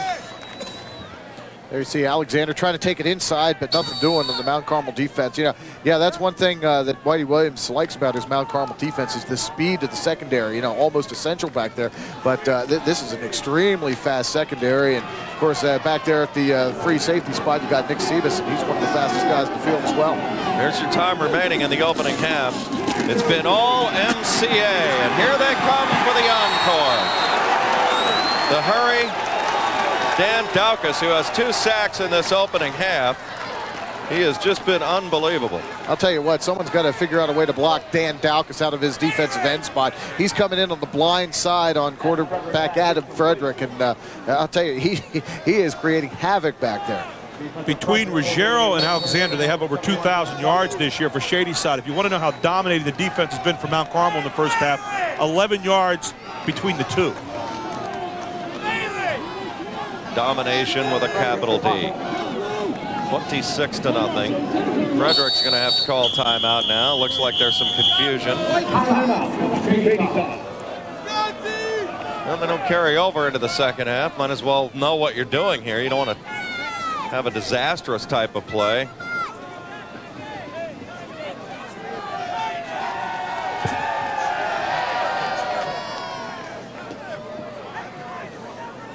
Kind of a little-known rule in this we point saw of the ball game. In the District 3 championship game with Cumberland Valley and Central Dauphin. Go ahead, Mark. The receiving team, Mount Carmel in this instance, can fair catch the ball and then set up for a free kick, a field goal attempt from wherever they spot the ball at the fair catch point. Well, 8 seconds to go. Could this be a situation where as a quarterback you just start to run a little bit and try to eventually put your knee down? Or? Well, I'm looking out the window where we are. It is a sea of red down here. Corner to corner. What a wonderful tradition. 678 wins over the years. Probably, you got to talk about Newcastle. You got to talk about Mount Carmel. 2 of the most storied programs in the state, both playing here in the state championships this year in Hershey. If you're watching us here on PCN at Mount Carmel, it's good to have you with us. I'm sure there aren't many of you. Everybody's here. They're all here. Great Jazz Divanik, coached at Mount Carmel for 31 seasons. Over 275 victories in that time. They almost got to Frederick again. That's a 9-iron shot. Bouncing around to the 41-yard line, and that'll end the first half. And they're on their feet on the Mount Carmel side. A gold medal effort in the opening 24 minutes. We have come to halftime with our score. Mount Carmel 26, Shady Side nothing. We'll put some numbers together. Return with third quarter action and other good halftime stuff after this timeout.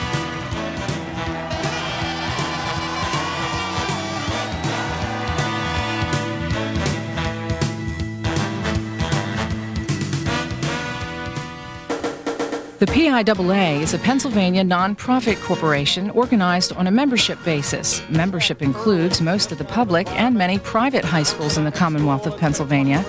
The PIAA develops and enforces rules which are authorized by the member schools to regulate interscholastic athletic competition. The PIAA was formed in 1913 by a group of high school principals to establish uniform rules, eliminate abuses, and place interscholastic athletics in the overall context of secondary education. The purposes of the PIAA are defined in Article 2 of its Constitution.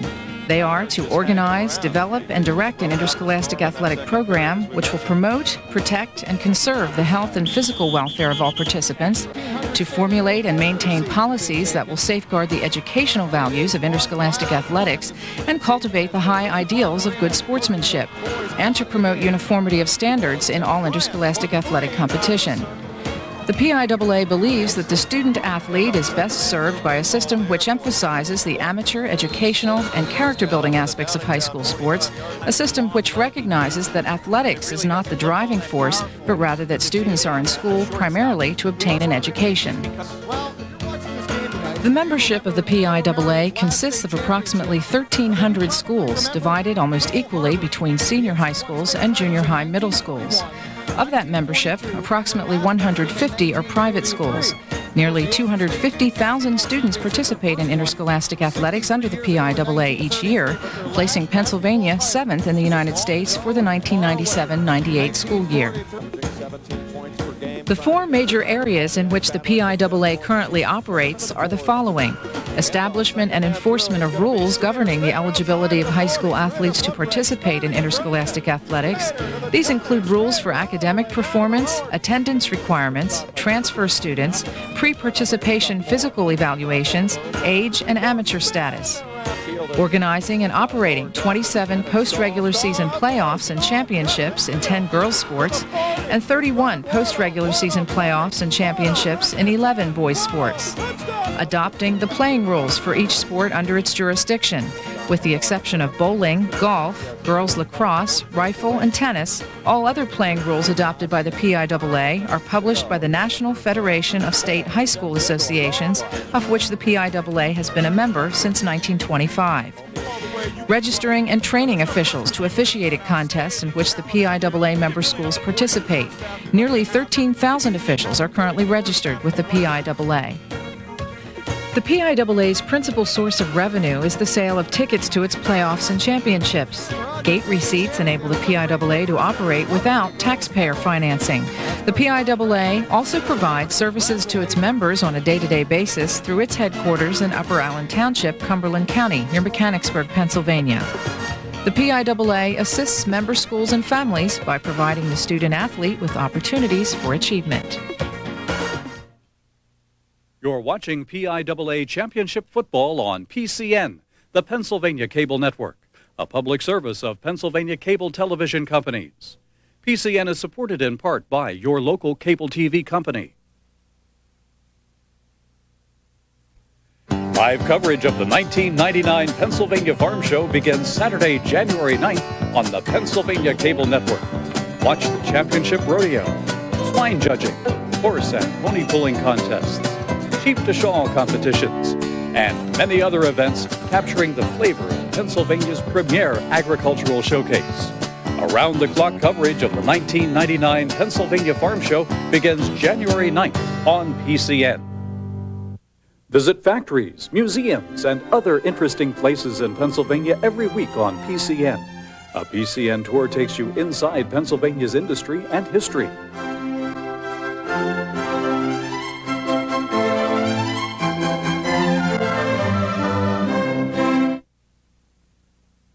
PCN tours Wendell August Forge. Craftsmen at this Grove City operation have been handcrafting metal giftware since 1923. Sunday night at 8. This week on PA Books, Jim O'Brien, author of We Had 'Em All the Way, the story of Bob Prince, former sportscaster for the Pittsburgh Pirates, Sunday night at 9. PCN profiles Pennsylvania State Treasurer Barbara Hafer, Sunday night at 10. You're watching PCN, the Pennsylvania Cable Network, a public service of Pennsylvania Cable Television Companies. PCN is supported by Service Electric Cablevision, serving cable subscribers in Bloomsburg and Sunbury. Homework Help on PCN airs throughout the school year. During this live 2-hour interactive program, students in grades 1 through 12 may call in to ask math and science questions. State-certified teachers will actively work through the problem with the student. So what's 6 times 8? 48. 48. And what is 3 times 10? 30. Homework Help on PCN airs Sundays at 5 p.m. Montgomery County Community College is offering college credit courses for the 1999 spring semester on the Pennsylvania Cable Network.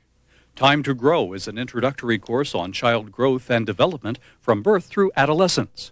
Discovering Psychology examines the fundamental principles of psychology, such as behavior, intelligence, and therapies. Living with Health focuses on fitness, diet, illness, injuries, and substance abuse.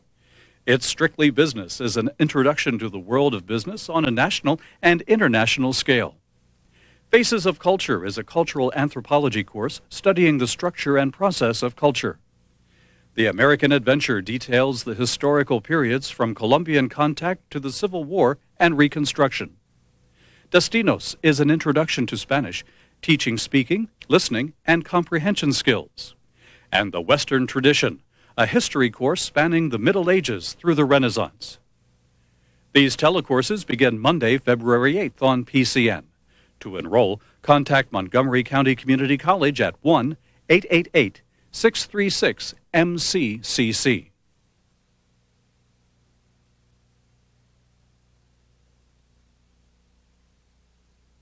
The Pennsylvania Cable Network's commitment to public affairs reaches beyond television. PCN's homepage puts you in touch with state government. PCNTV.com provides citizens with information about PCN's programming. Users can access our nightly program schedule, browse PCN Vision, or check out information on PCN's weekly tours, books, and profiles.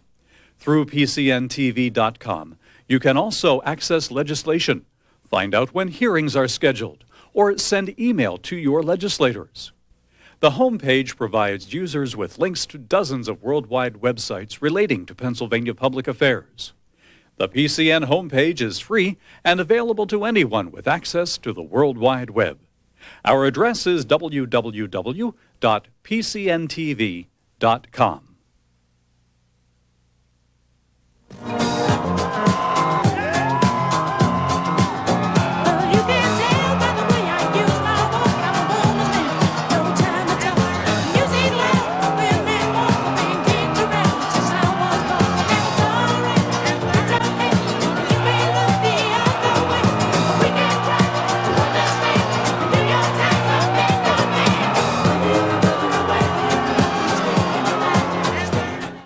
The Pennsylvania Press Club is a monthly luncheon series featuring key lawmakers, newsmakers, and policymakers. Luncheons are held on the fourth Monday of the month at the Tuesday Club in Harrisburg and can be seen in their entirety on PCN. Next month's Pennsylvania Press Club luncheon will feature Bill Giles, chairman of the Philadelphia Phillies, Thursday, January 25th at 9 p.m. Check PCN's website for more information and upcoming luncheon guests. You are watching PCN, the Pennsylvania Cable Network, a public service of Pennsylvania Cable Television Companies. PCN is supported by TCI of Pennsylvania, serving cable subscribers in suburban Pittsburgh, including East Hills and Ross Township. Do you have a question you want answered? What has been done to the people purchasing this dump steel, if anything, and do we know who these folks are? How much money are these HMOs paying to these legislators? Leaders, journalists, policymakers, and pundits take your calls on PCN's call-in program. The Pennsylvania Cable Network, giving viewers a choice. Call in to PCN Thursday nights at 7. PIAA Championships exclusively on PCN. This is PCN's scheduled coverage of PIAA Championship events for 1999.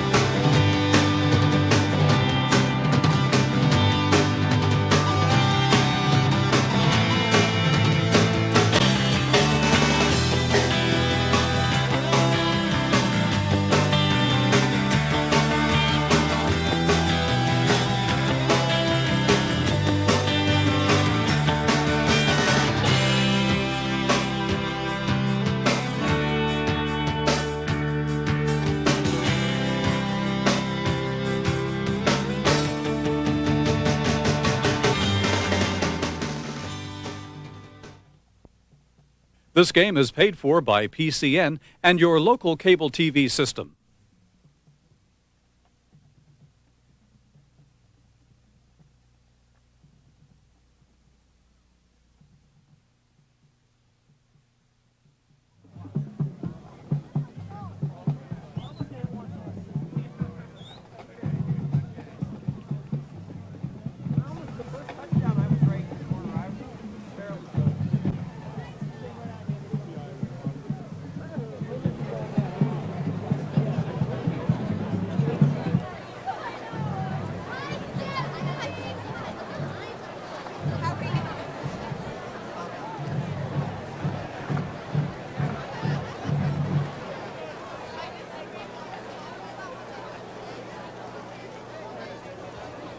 Ladies and gentlemen, at this time, we call your attention to the midfield area where we have a very special presentation for a very special group of people.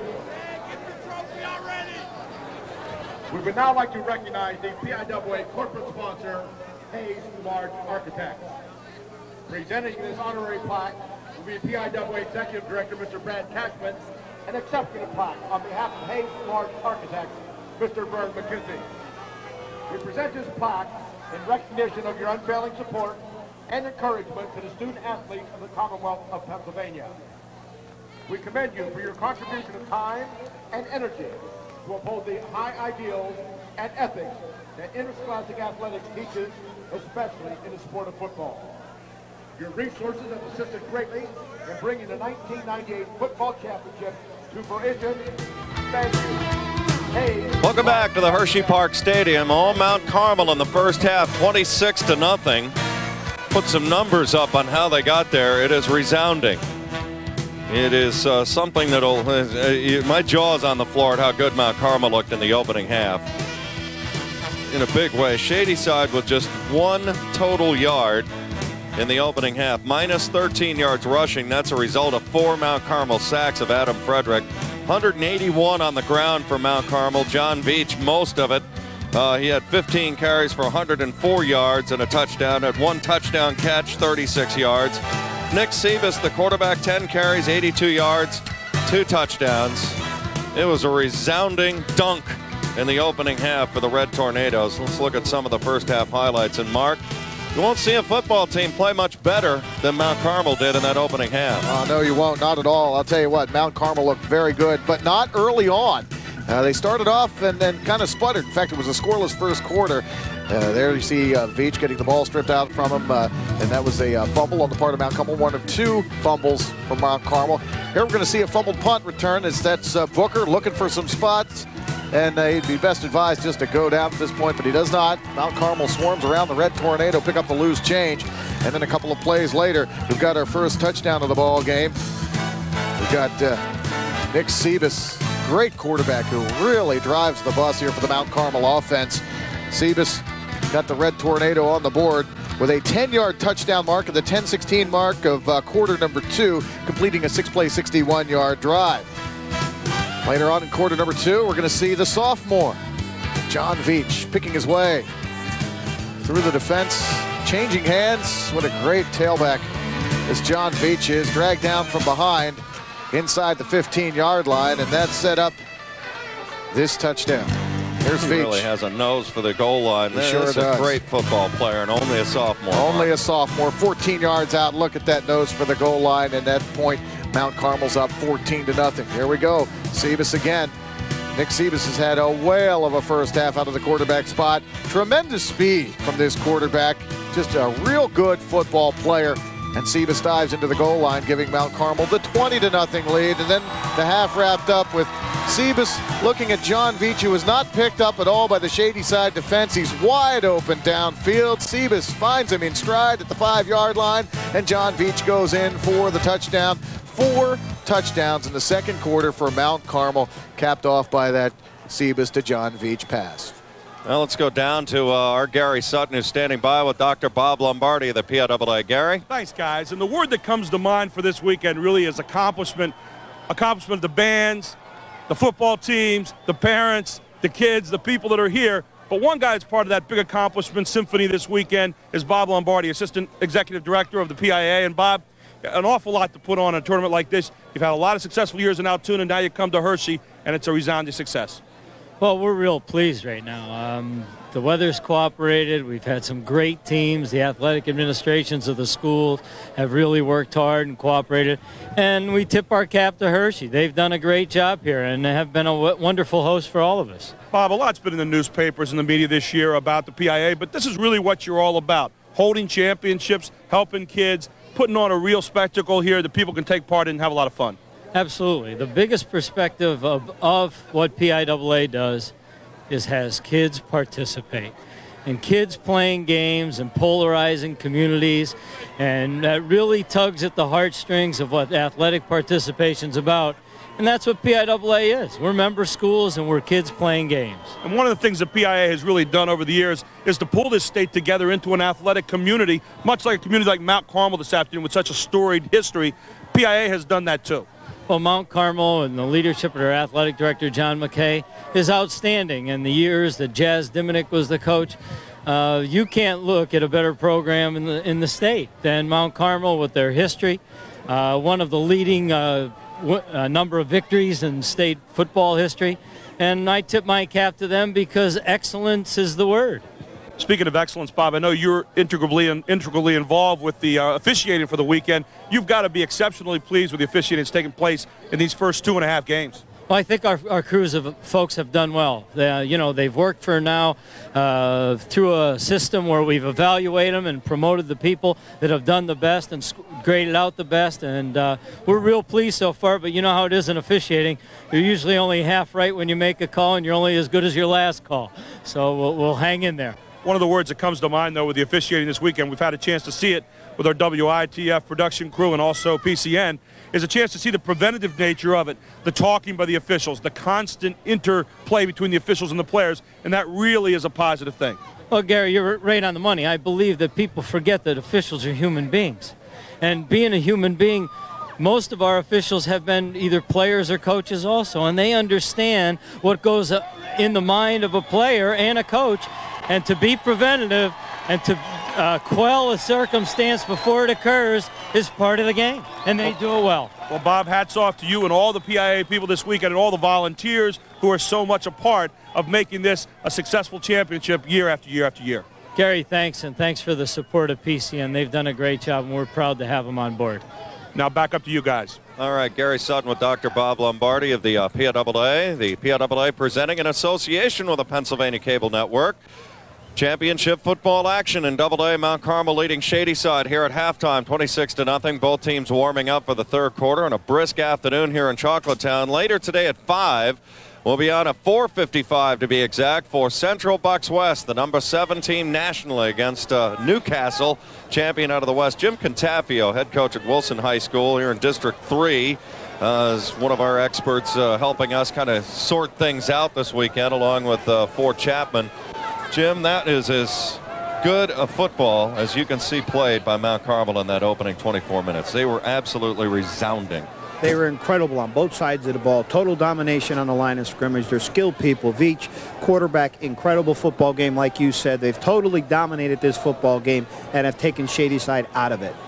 Coach, how big of an advantage is it for Mount Carmel to have such an athlete at quarterback as a Nick Sebas? I mean, you can't pack the line of scrimmage and just play the run because he can run so effectively. And then we saw the beautiful pass play to Veach in the final touchdown of the second quarter. I mean, this kid has multi-talents.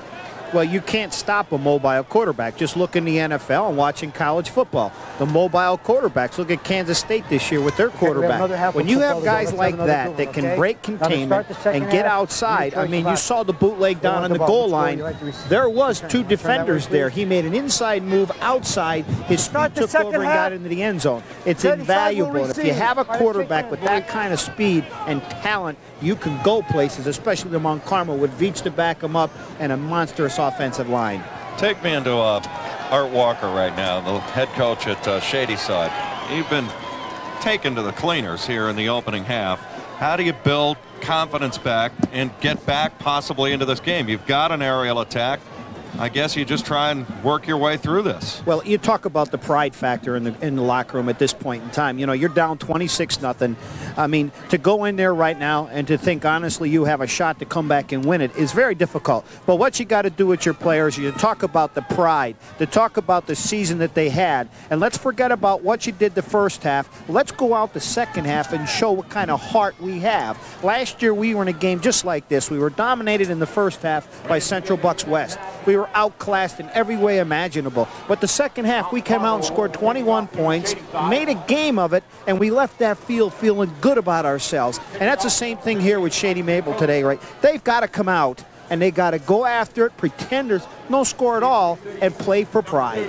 All right, Jimmy, you want to step back just a sec? We'll get everybody situated. It's crowded up here. Yeah, it is today. A little bit. Mount Carmel, Gary Sutton has rejoined us, so Jim Contafio, stay around for a few minutes here for this. You get the ball to start the second half. Try and make something happen. Sinkovich meets it. It's going to be Jarius AC. AC's a stick of dynamite to about the 29-yard line. How impressed are you with the down guys from Mount Carmel? Are they as advertised that you've seen so far? Everything I've heard about the Mount Carmel people on the line of scrimmage. I was talking from the people from the Pittsburgh area, and they said before the game, if any one of the 2 teams have an opportunity to blow this game open, it was Mount Carmel because of their size up front. And everything I've heard about them has come true here in the first half. Coach, you look at a team with a great offensive line like this, so many times you look for them to push a team back 2 or 3 yards. This team's disintegrating the other team's line in 2 or 3 yards. I mean, they're doing everything they have to do on the line of scrimmage. They're penetrating when they have to, and they're really getting after it. Pass complete to Alexander and down in a pile at the 30-yard line. He goes. Tackle is made for Mount Carmel. Ronnie Lentini, only a sophomore. Well, that's a tough 1 yard. This is only a 1 yard pickup as Frederick finds his receiver, and that's Alexander. Alexander, an offensive threat throughout much of the year, but a 1 yard total offense for Shady Side in that first half of play. So none of their offense is getting on track, whether it's Frederick, whether it's Alexander, whether it's Gary. I mean, they've got some good skill people back there, but this Mount Carmel defense just bottling them up.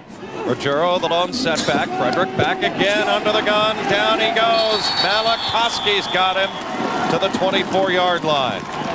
How about the spacing of the Mount Carmel defense, Jim? Is that something that Frederick's having all kinds of problems figuring right now? I mean, they seem to be in every gap. Well, right now, what's happening from tackle to tackle, whether it's run or pass, Mount Carmel's getting tremendous amount of penetration. And there's no way, I don't care how good a passing football team you are, if your quarterback cannot get back there and set up and throw in rhythm, he's not going to have a good day here. And what's happening is up front, from tackle to tackle, they are moving, picking gaps, slanting, coming after you. It's not that they're bringing linebackers a lot, but they're front five. They're doing the job. Matt Van Doren into the game now to quarterback position. Frederick on third down, rolling now, running for his life, throws a wounded duck out of bounds. Again, the blitz was coming. But the reason they're able to do this again is we'll look at this play. Mark, you can take us through the replay, but three and out. I think we just saw an example of the active tackles. Here's Sinkovich. Mike Sinkovich just collapses the line right away and is in on the pocket almost immediately. These guys are real active up front. Jim playing man-to-man coverage, too. That's been a big key to this game. They have had no qualms about putting one-on-one out there. It's amazing when you look at the size of the wide receivers from Shady Side compared to the DBs from Mount Carmel. I mean, we're looking at a 5, 6, 7-inch difference. But those guys from Mount Carmel, they are not intimidated by no means. Wind beginning to kick. Frederick right off the side of the foot. 9-iron shot out of bounds. And they're going all the way up to the 33-yard line. Well, you know you almost have to be perfect to deal with Mount Carmel, giving them this kind of short field.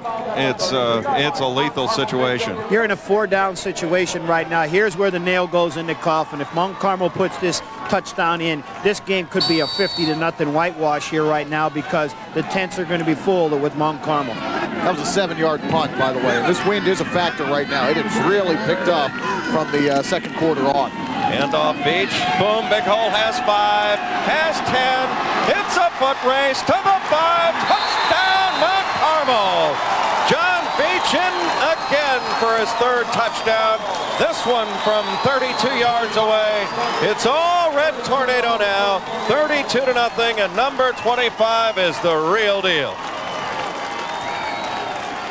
Watch this power, just pulling away at the end. He has it by the shoulders.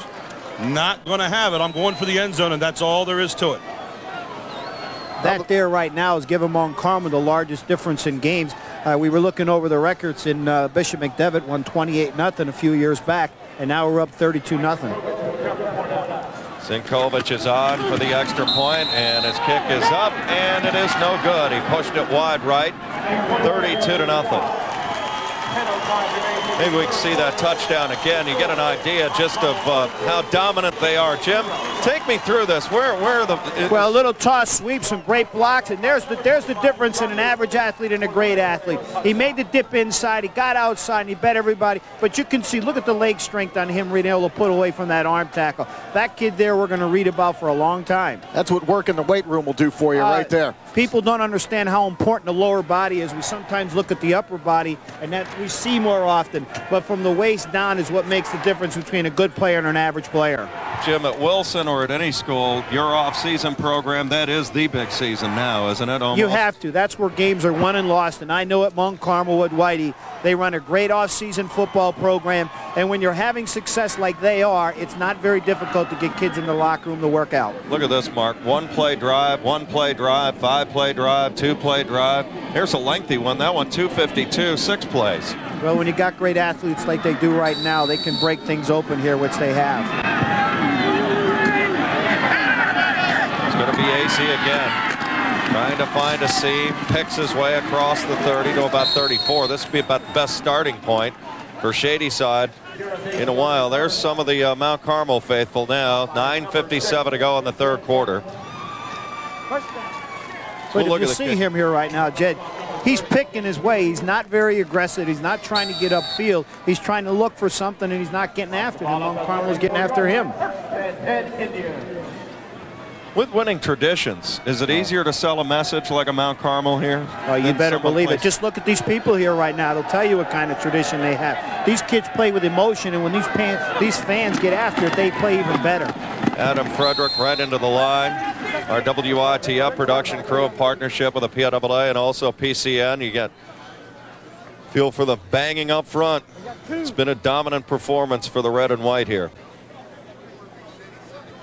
Mark, you and I have done all 3 of the Mount Carmel trips. This looks to be the best of the 3. Well, yeah, we were talking in the booth at the half, and there was discussion that this could be the best Mount Carmel team that we've seen in a long, long time, including the state title teams of 1994 and 1996. It's got a young nucleus, too. I mean, they're going to lose a lot of important cogs, but Frederick just ducking underneath now to the 38-yard line. Well, guys, what's become very apparent is you never want to play Mount Carmel in an even-numbered year. I've never lost really a state playoff game yet, and it doesn't look like it's going to start today. So 1998, it's not over yet, but appears to be well on its way to being the charm for Mount Carmel. What makes Whitey Williams such a successful coach, do you think, Jim? I mean, I know you know him from Big 33 a lot. I mean, this is one of the pantheon guys around. I mean, this big-time look here. You have to give Whitey a lot of credit. He took over a legend in Jazz Dimnick, and to come into Mount Carmel, there were a lot of doubters just a few years ago. But what he has done in this short time period has been tremendous with his kids in his program. Frederick and they down believe the middle. in him. Medley, nice catch to the 45. Mario Medley's first catch of the day. That was a nice grab. Cobra grips to the 45. You know, that catch may give Medley a little bit of confidence. He was obviously discouraged in this first half of play. We saw him with his hands on his hips, head down, but right there, Medley goes out, gets the ball, nice crossing route, first down for Shady Side. Okay, it gets the jitters out a little bit. Yeah, they're behind on the scoreboard, but hey, they're moving the football right now, and let's just walk before we run. Frederick back again, overshoots his intended receiver, that being Ian Alexander. Coach, when you're working with receivers, and I know you've done a lot with passers and receivers over the years, how do you get them used to catching the ball in traffic like that in the drill type situation? Well, what you got to do is obviously you got to spend a lot of time in the off season, in particular over the summertime. And there's an awful lot of bag drills that you can use, distraction drills, hands in your face kind of drills that teach kids to concentrate on the football. But there's nothing like the real action of being out there in the game to get better at it. In the third quarter, 32-0 Mount Carmel. Frederick back again, little quick opener.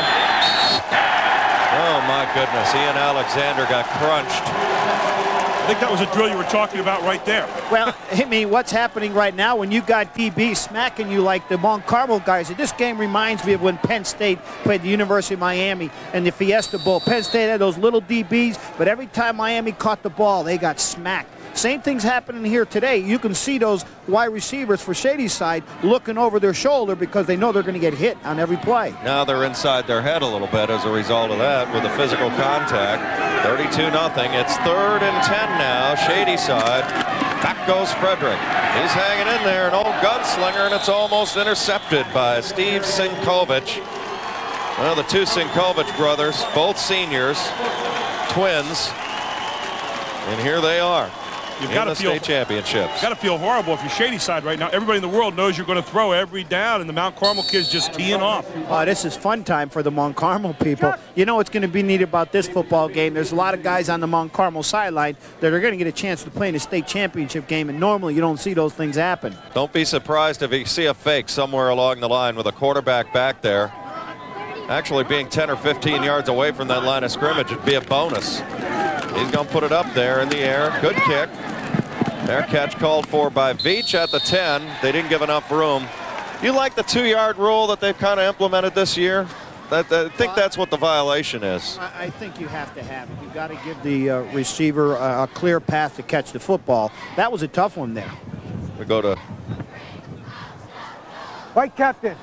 That's Mike Melnick. Got an invalid fair catch. Invalid fair catch. If you take the penalty, we'll go back and mark off 5 more yards. Decline it. Decline it. He didn't give a clear side on the fair catch.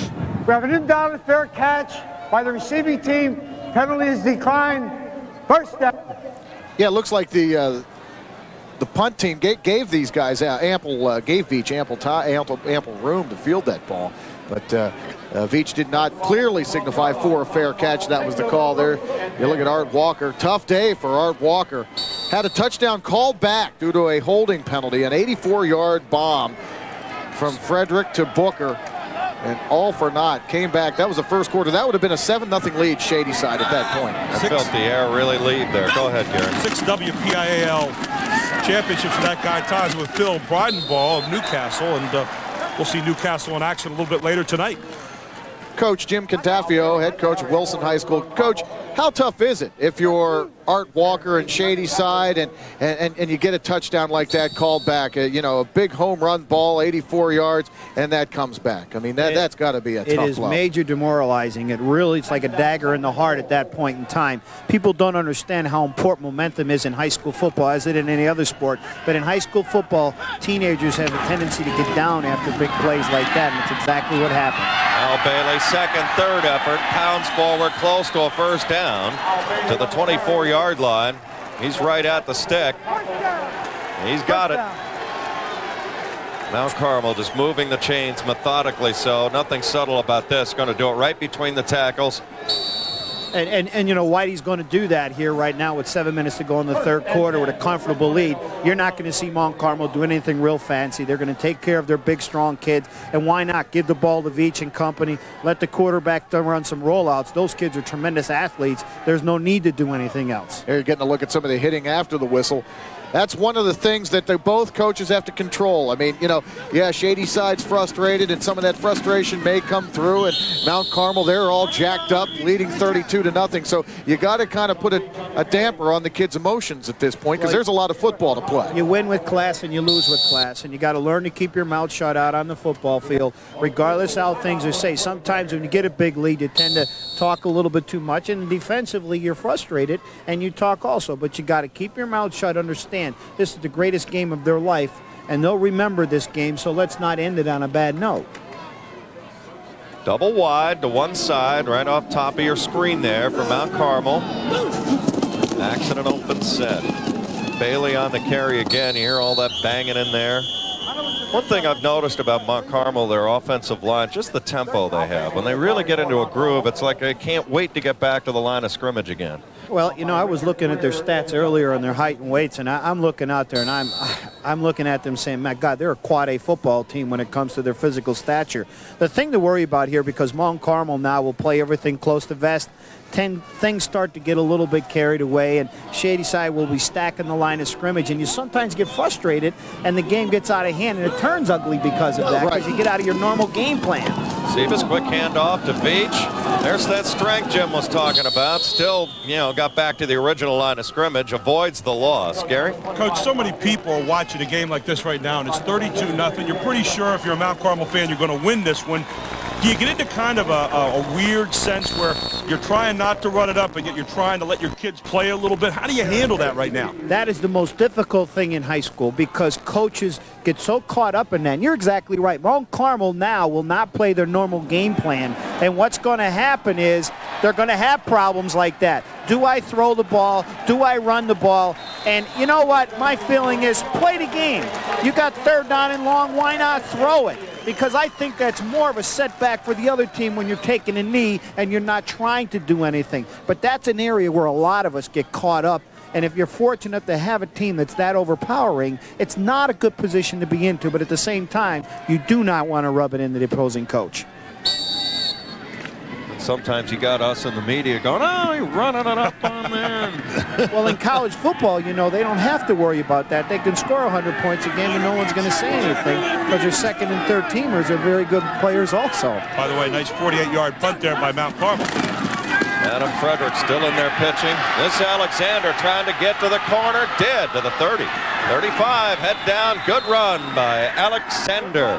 He's a 6'3", 210-pound Quicksilver slasher, Mark. I'll tell you what, you got to give Alexander a lot of credit on this run, because towards the end of the first half of play, he was kind of tentative as he was hitting the holes. That's because he was taking a tremendous punishment through the first half. Now, he turns the corner. Now, look at this. He puts his head down, and he just goes for that extra yardage. That's a nice, tough run by Ian Alexander after he's taken a lot of punishment this afternoon. I mean, he's a talented athlete, and I'm sure will be a fine college football player. I don't know if it'll be in the running back position, but there's going to be a place for him somewhere out on that football field. So you look through the back there of Ian Alexander. Ruggiero, no room in the end at the line of scrimmage, may have lost a yard. It just gives you an idea. Jason Malakowski, Jim was talking about, just this looks like a Division I line. Well, here's how it plays out right here. Right in the backfield. That's Chris Cuff right there. He's a lightweight at 225. Look at Whitey Williams, got a smile on his face there after watching. That's sort of nice with 3 minutes and 59 seconds to go in the third quarter where you can be relaxed on the sideline in a state championship game. You sit on pins and needles all week long. Believe me, he was too. Yeah, not too many coaches have that feeling that Whitey Williams has right now. Most of these games are very tight. Yeah, especially with 3:43 to go in the third quarter, you don't have that feeling. We're all warriors by nature, right, Coach? You better believe it. It's not an easy game out there. Those Mount Carmel fans are vocal, too. Mike Sinkovich and Alexander exchanging pleasantries after the run. You just want to make the officials, I think, really getting a good handle, trying to keep tempers a little quieter here. You know, we talked about Whitey Williams, and Jazz Diminick is the one that actually suggested that Whitey Williams take the job when he was actually looking elsewhere. You know, a lot of people wouldn't even apply for the Mount Carmel job because they didn't want to have to take over Jazz. I know Jazz quite well, and he's a class, and as a matter of fact, he's still coaching football. Actually an assistant coach right now with one of his former players. Frederick looking for AC. It's intercepted. This Matt Van Doren, he's had a heck of a football game. Special teams, defensively, playing single coverage today. That has been one of the keys to why they've been able to really sell it out. Now we've got some extracurricular. It's a fight on the field, all kinds of flags.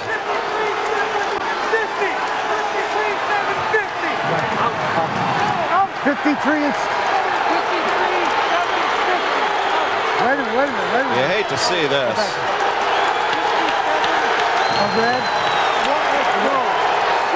red, 57 white. Wait a minute. 57 red. No, 50 red. 50 red. 57 white. 57 white. And 7 white.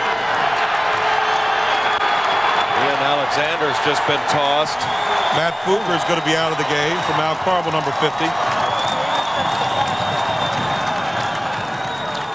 That's what you were talking about earlier, Coach, allowing your frustrations to kind of go over into some individual battles.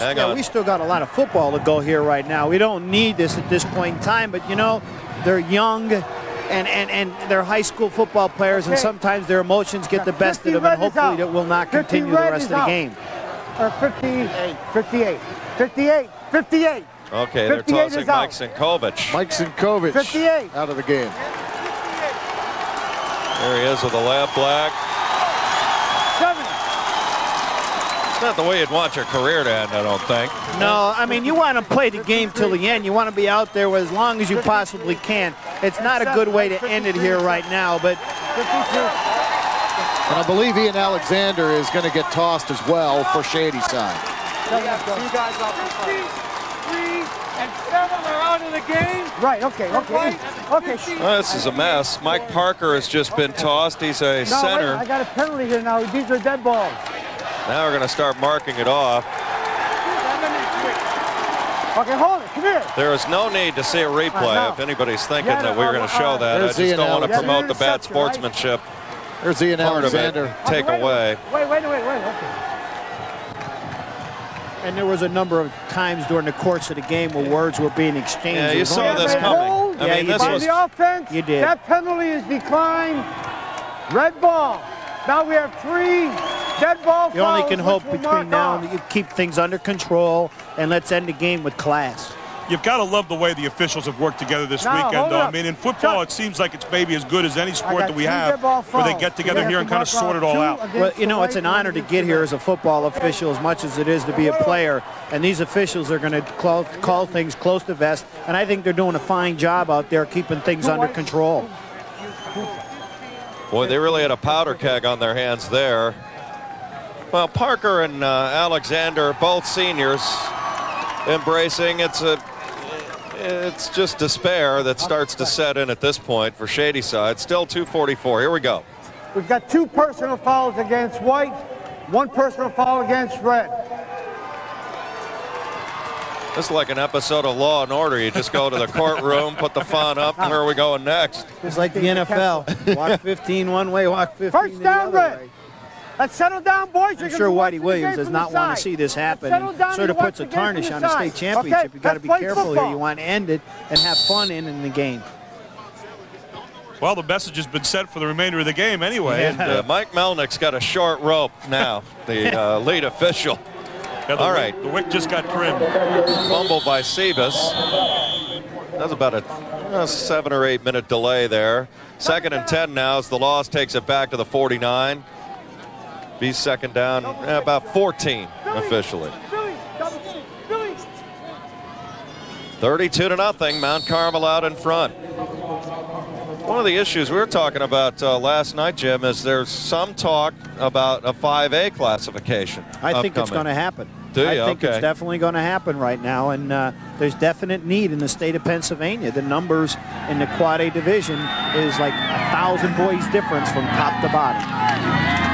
Mark's working some numbers up. Here comes Sebas. This guy's only a junior, steps out of bounds at the 47-yard line. I'm just looking down the scoring for Mount Carmel. 4 second quarter touchdowns, rather. I'll tell you, what an offensive machine, and it's been ignited by quarterback Nick Sebas as well as John Veach, the fine sophomore tailback.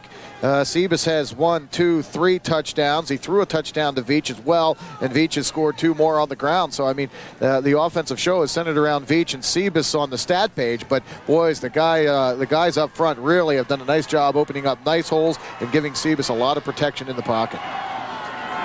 3rd and 12, Mount Carmel into the game. Nick Sebas in a wide receiver position.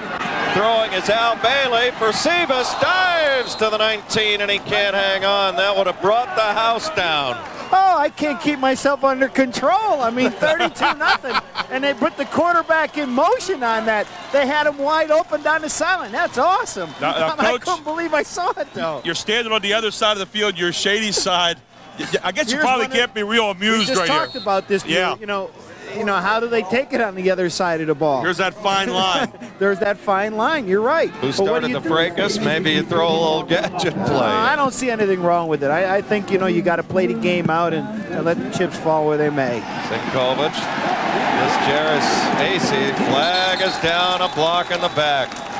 Well, you have a great athlete at quarterback when you send him in motion as a design play downfield, and he almost made a miraculous catch on the ball. The ball thrown by Al Bailey was just a little bit underthrow, but Nick Sebas almost came back and made a diving catch on that. I wonder if they ran that play all year long or whether it was put in here for this game, and I guess he wanted to take a look at it before he got too much away. Here's the clip. We have a post-possession foul, a clip on the receiving team, half the distance to the goal, first down. Looking at Mount Carmel next year, most of their skill guys are back, but all their down guys, I mean, it's going to be a reloading time, but it's great having your skill guys back. But how tough is it, Jim, when you're rebuilding a line is the most difficult thing a coach can do? You need the people up front to get to the state championship and win it. You can have all the skilled people you want. I know that because I've had them. But you got to have from tackle to tackle if you ever expect to get back here and get it done again. Kind of you drive for show and putt for dough. You need the big fellas up front. You better believe it. You got to have them or you're not going to get to this stage in the game. Now they're closing out. And really, you look at an embarrassment of riches, all senior leadership that had state experience 2 years ago. You almost, if you're lucky to get this kind of look, maybe 3 times in your coaching career, aren't you? This is an incredible run.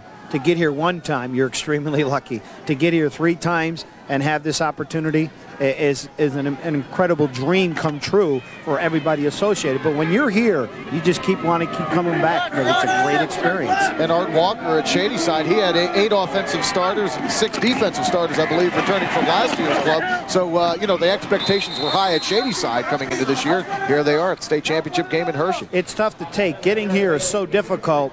Winning, it's the greatest feeling in your life. But when you lose the game, and I had that opportunity back in '91 to get to this point in time and not win the state championship game, and you're sort of numb afterwards, and you tell yourself, when are we ever going to get back here? So when you get here, you got to let it all hang out and do the best you can and hopefully be able to pull it off because you may not ever get there again. Yeah, and plus it's such a long build to get here. It's about a 20-week journey, and you guys are together the whole time. You finally get here, and then, like you said, if you lose, it's got to be very disappointing. Frederick running for his life, throws it away. They're wanting intentional grounding, but there are a couple of shirts. Not at this point. Getting greedy.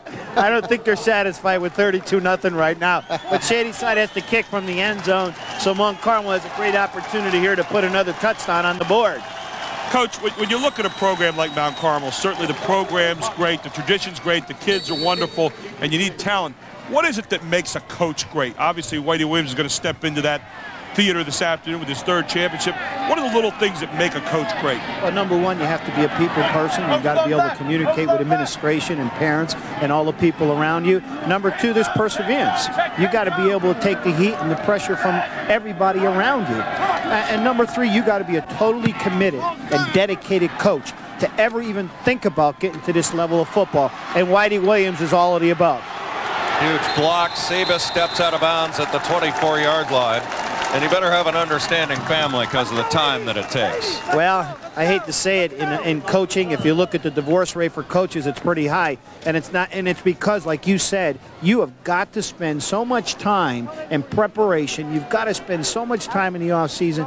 During the season, some people don't have an idea. Your Saturdays, your Sundays, everything is taken up. One other thing, too, though, Coach, the little things. The little things seem to separate the great coaches from the good coaches. Everybody does the big things. What are the little things that a Whitey Williams does that other coaches don't do? Well, sometimes I think it comes down to your players believing you as a father figure. You know, the little things where you go out of your way to help kids. You go out of your way to get kids into college. You know, you go out of the way to help kids that might have some troubles. So those are the kinds of things that you get the kids to believe in you and to believe in your system, because if you got them where they believe in you, they're going to play that much harder. They're going to play their hearts out for you, plus their communities. But I think what's important in Mount Carmel, winning and football are so important in the community of Mount Carmel. These kids are playing for the people in the stands here right now because it's just important for them and it is for them. That's what high school football separates it maybe from the other sports professionally. The name on the front, not the back, is what matters. Veach, good cutback move to the 17. I'm sorry, Coach, but yeah, you mentioned, Coach, the importance of football within a community, and that was highlighted by some of the folks from Allentown Central Catholic, which are a great program in the state in itself. They went to the Silver Bowl. They played a game in Mount Carmel and won this year, and the players, coaches alike said on the bus ride on the way, and they just could not believe how rabid these fans were. Signs in the windows, banners on homes, you know, railings decorated in red and white. And they said throughout the town, the rabidity of the Mount Carmel fan was unbelievable, and that kind of ties the community and the team together. I grew up in the coal region. I know what it's like. I remember when the Eastern Conference was the granddaddy of them all. I mean, back in the early 70s and 60s, the Eastern Conference of high school football, it was a tremendous conference, and that was it.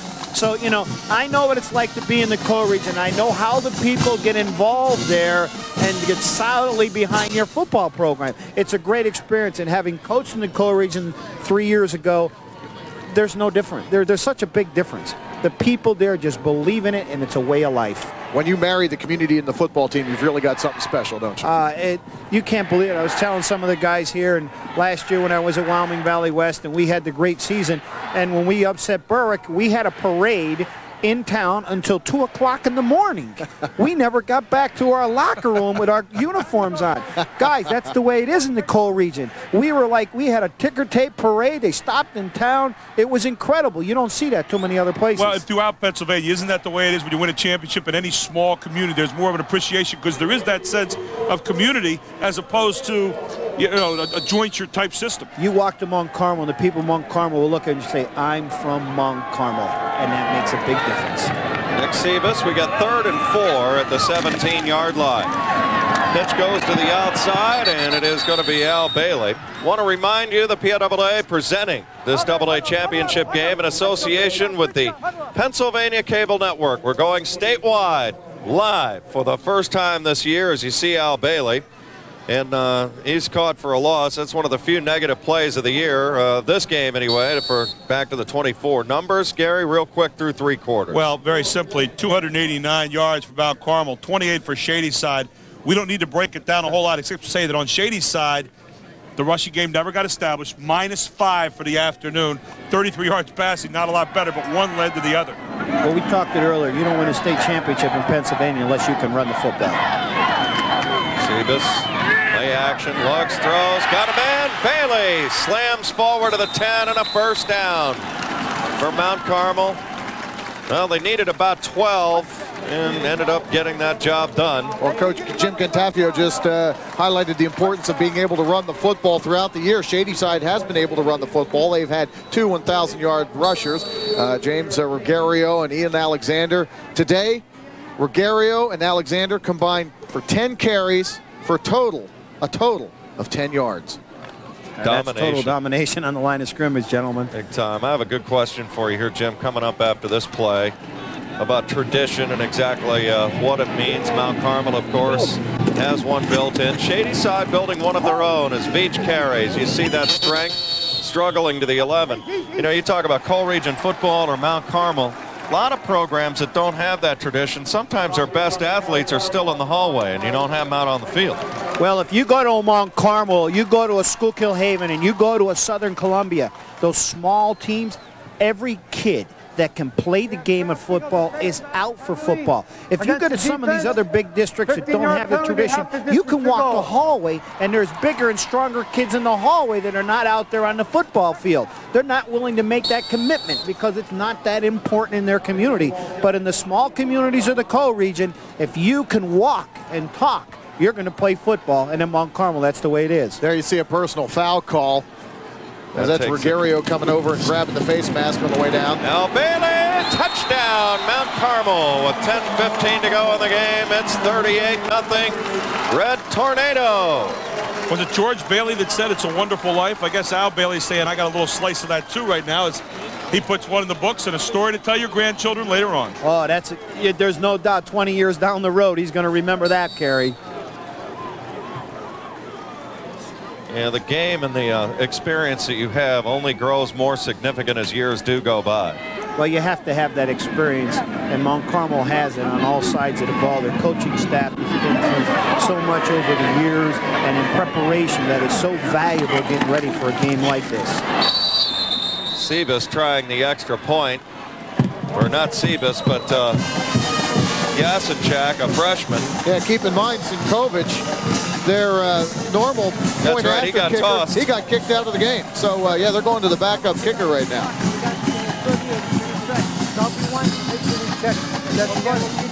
38-0, Mount Carmel.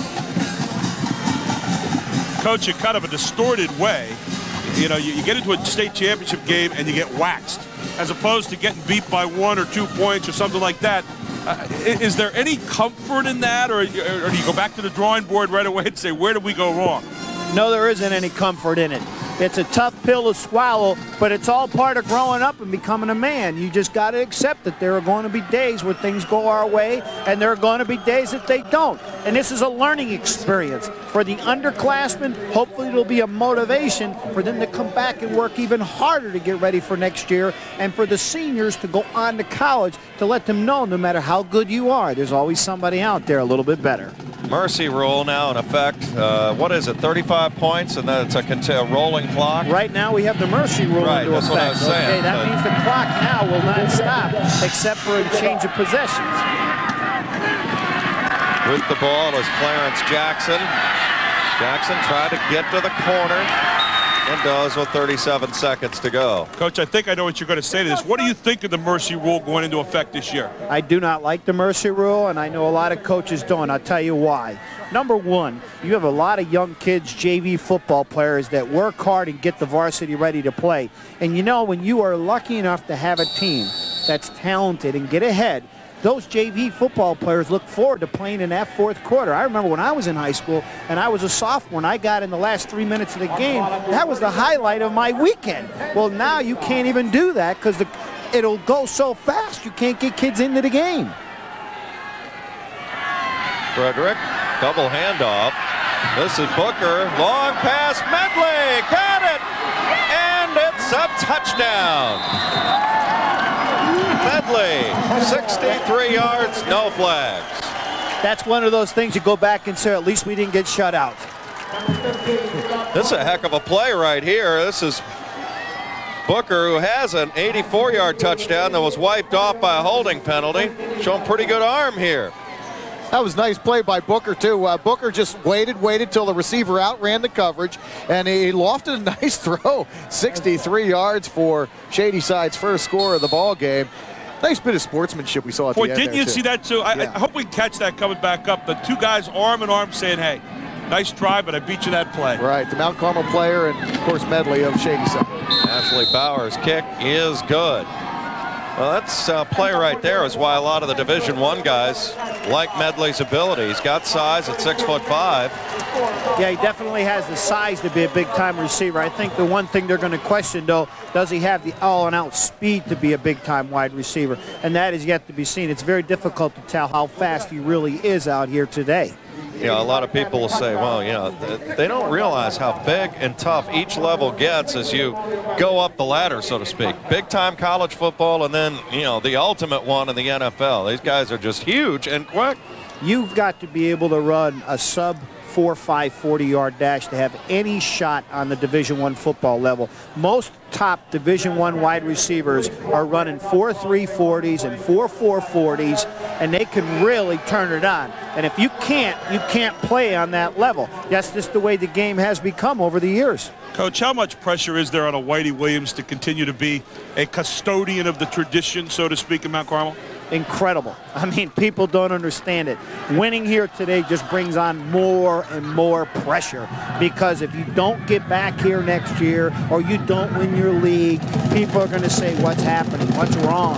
Are you losing your touch? Look at Joe Paterno. How many people are questioning Jopa this year? Has he lost his touch? He's only going to play in his 8th straight New Year's Day bowl game, but has he lost his touch? So unless you win it year in and year out, the people in the stands here will always have questions on your effectiveness. Well, the ball flew off the tee. By the way, that touchdown by Medley unplugged the mercy rule. No, once the mercy rule starts, it does not stop. Oh, it does not? In other words, okay. Once it goes into effect, it's in effect till the rest of the game. I believe Shady Side's going to have to kick it again. Ball blew off the tee. Yeah. Right as he hit it. You're going to say, kick it again. Jed, going back to that mercy rule, we had a game this year here where we had the mercy rule at halftime. The second half took a grand total of 18 minutes. 18 minutes? Oh, my goodness. It went by so fast, it's like you never were even out there. The clocks never stopped, really. It took, obviously, 24. But the point is, within a half hour, you were off the field. The one question I'd have, too, is what does that do for records? I mean, you know, you look at all the records and state championships and so forth. I mean, it does tend to skew those a little bit. Well, you know, the games that you saw people rush for 450 yards, total offense is 600 yards. All of those are gone because, you know, JVs would come into the game and accumulate an awful lot of yardage. It's in midair. Aaron Ziegler is going for a Mount Carmel touchdown. 60 yards on the catch on the onside kick. It's a rare play that you don't see every day. 50 yards officially. Touchdown Mount Carmel. It's 44-7. I don't think I've ever seen anyone take one like that in the air and just go. It's like he says, this is my moment. Here it comes. Well, just about everything that can happen to a football team has happened to Mount Carmel today, including taking an onside kick back 60 yards the other way for a touchdown. When was the last time you saw that? The 1975 Cotton Bowl, Baylor and Penn State. That's the only other time I've ever seen it. I knew Jed would come up with one. Yeah. A human encyclopedia. He sure is. It's the only other time I've seen that. Adam Ziegler for the touchdown. Here's the kick. No good. There's something for Coach Whitey Williams. We'll go back and work on a little bit. I was going to say the part of the game is the extra point game. Well, he's only a freshman, so there's still plenty of time to sprinkle seasoning there and bring him to the level they need. But for Mount Carmel, this has just been a joyous day, no question.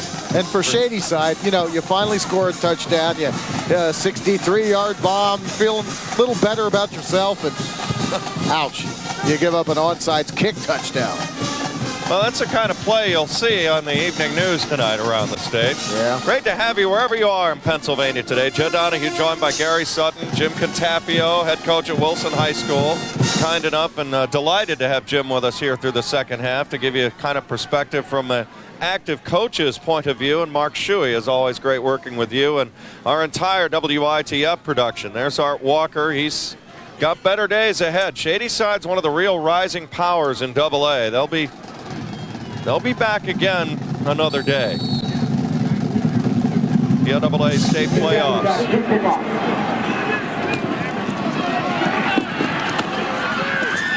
Going through and still alive, Clarence Gilcrease to about the 33-yard line. Clock continuing now, 9:14. They stop it to set up down a distance.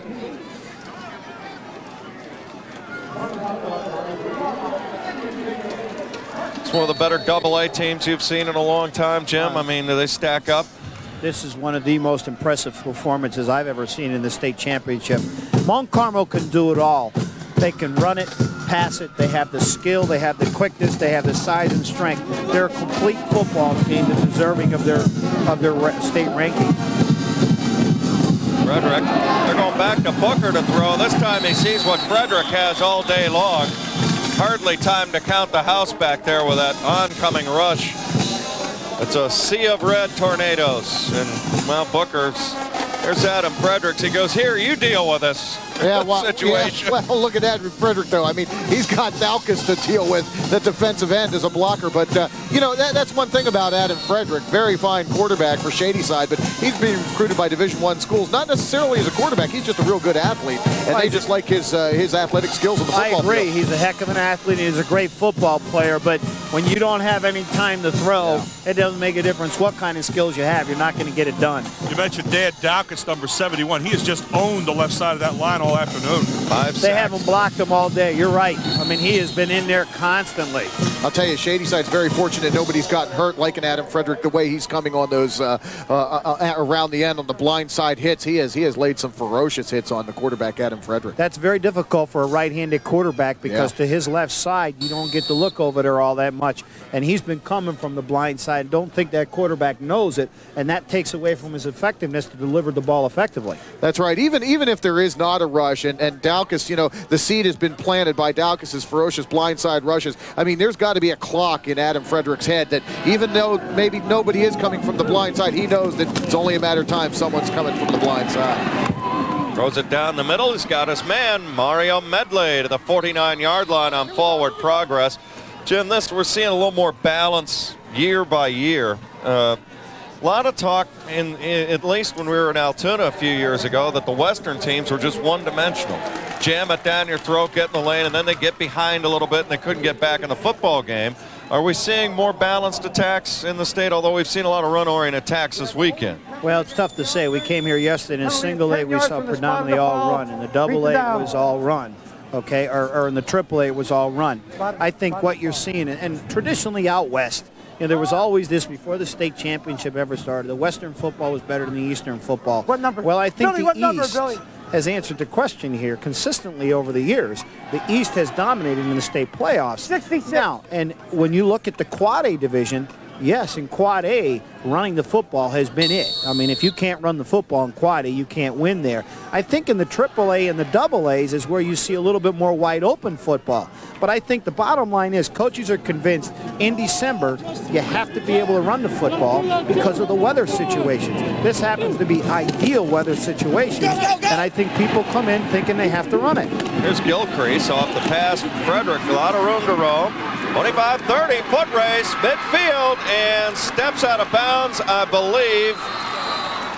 Upfield, nope, they're going to give him the football all the way down to the 28-yard line. That's a huge gain for Gilcrease. It's only the second third down conversion all afternoon out of 12 tries.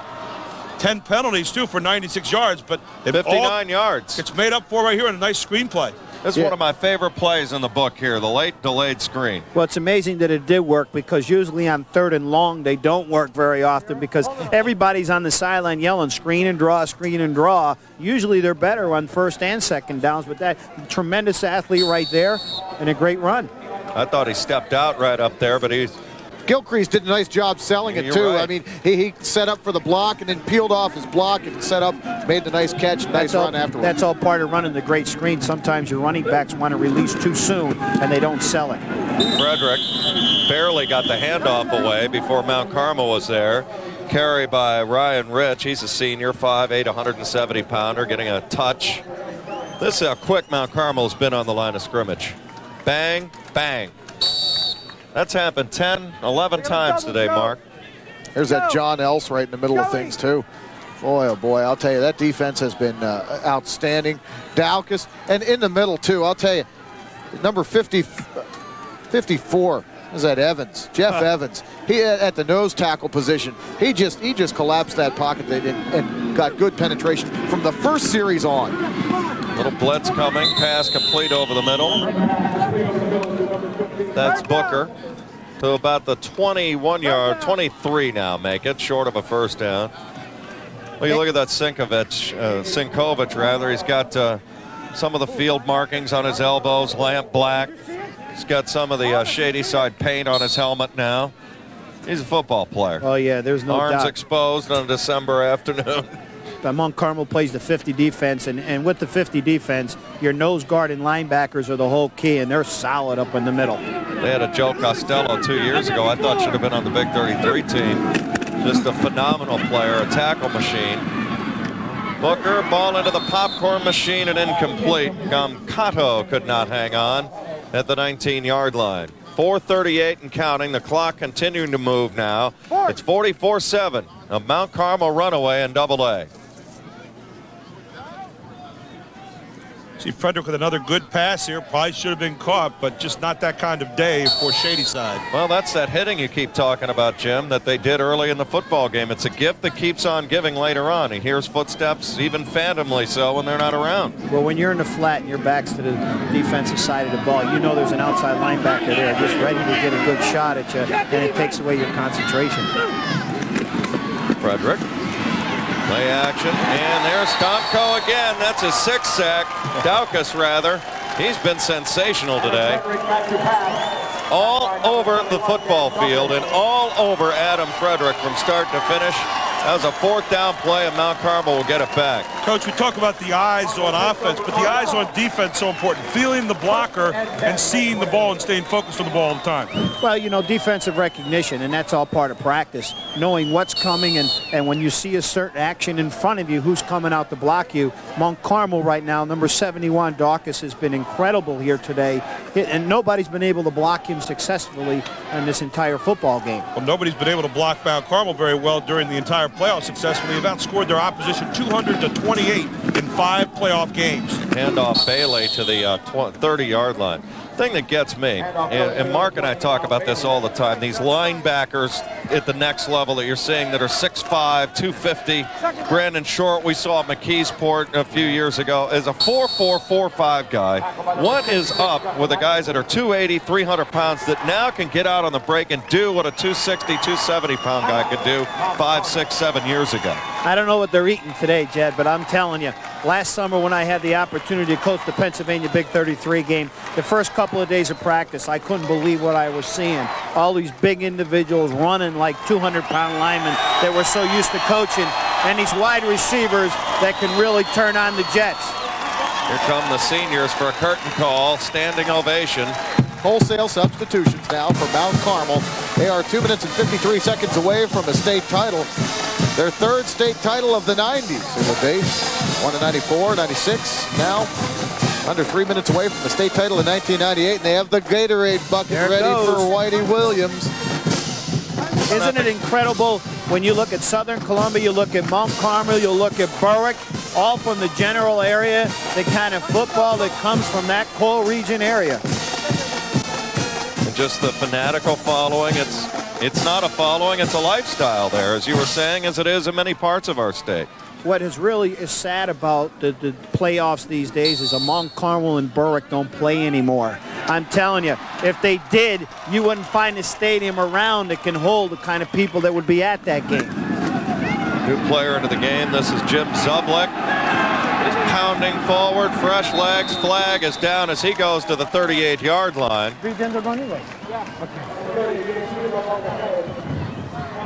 Here comes Mike Melnick. I think we're going to see a face mask call against Shady Side here. Be 15 from the end of the run. They're going to do the 15 as you hear from the end of the run. Our WITF production crew in partnership with the grasping of PIAA. the face mask by the defense. 15-yard penalty from the end of the run. First down. Pennsylvania Cable Network. Well, with all the games going statewide now, I know that's gotten the coach's attention a little bit.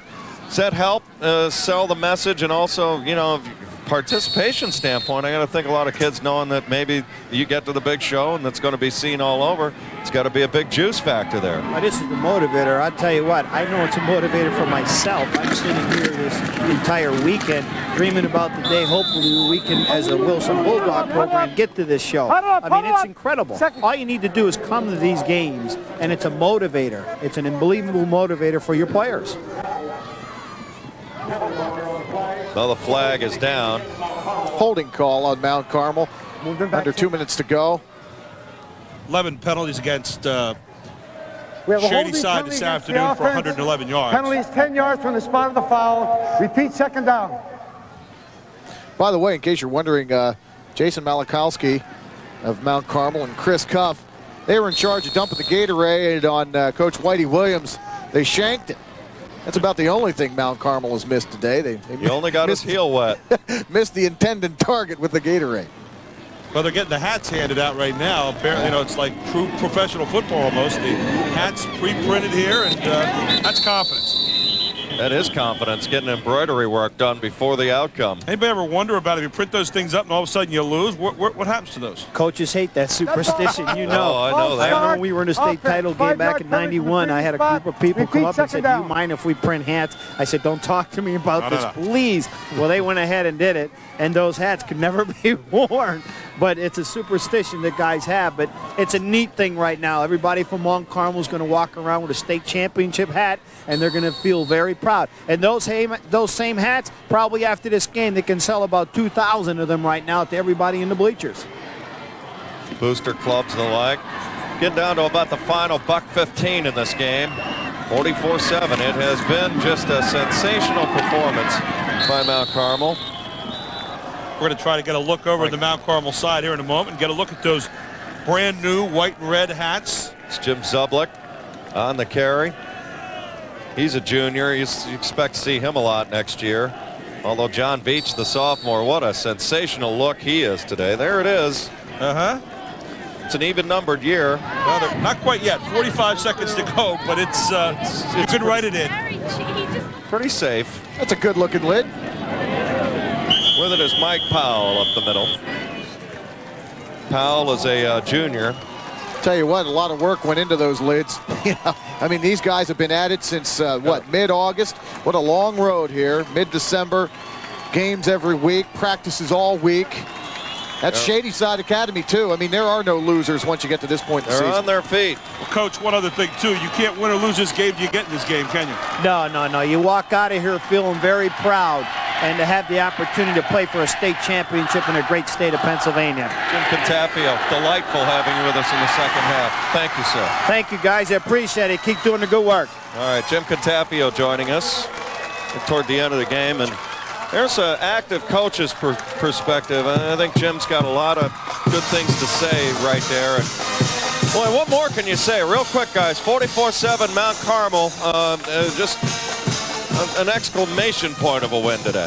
Oh, yeah, I really haven't seen a better performance at the AA level at this championship level. It really, every phase of the game, Mount Carmel was just an outstanding team today. Offensively, everything worked. Defensively, Shady Side, it's a big play offense, but they could never get on track. Their skill people, tremendous skill people for Shady Side, could really never get into their game. Well, it was a lethal combination today of persistence, determination, athleticism, size, you name it. It all came together in determination to win a state championship, and that determination was printed today in the colors red and white, the colors of Mount Carmel. They were just incredible. And again, it's been great bringing this to you statewide. We've got another game today at 5 o'clock in Quad A. The big fellas coming out front and forward. Number 7 national team in the country, that being the Central Bucks West. They're going to tangle headstrong with Newcastle, the champion out of the West. Mount Carmel, 4 touchdowns in the second quarter, just jumped all over this thing and roared to a 44-7 victory against Shady Side and win the championship in AA. A lot of thanks to the executive staff of the PIAA, our friends here at the Hershey Entertainment and Resort Company, our host this weekend of this PIAA State Championship. And again, thanks to the Pennsylvania Cable Network bringing this to you statewide live, and the WITF production crew, as always in partnership with the PIAA and PCN. For Gary Sutton, for Mark Shuey, I'm Jed Donahue. It's a Red Tornado runaway, 44-7. Have a good afternoon, everybody.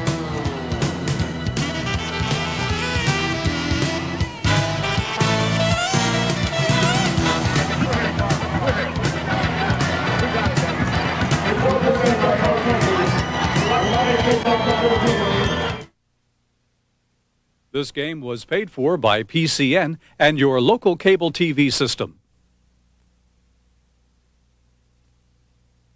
PIAA Football Championships exclusively on PCN. Today, live at 5 p.m., the Quad A Finals. PIAA Championship Football exclusively on PCN. PIAA Championships exclusively on PCN. This is PCN's scheduled coverage of PIAA Championship events for 1999.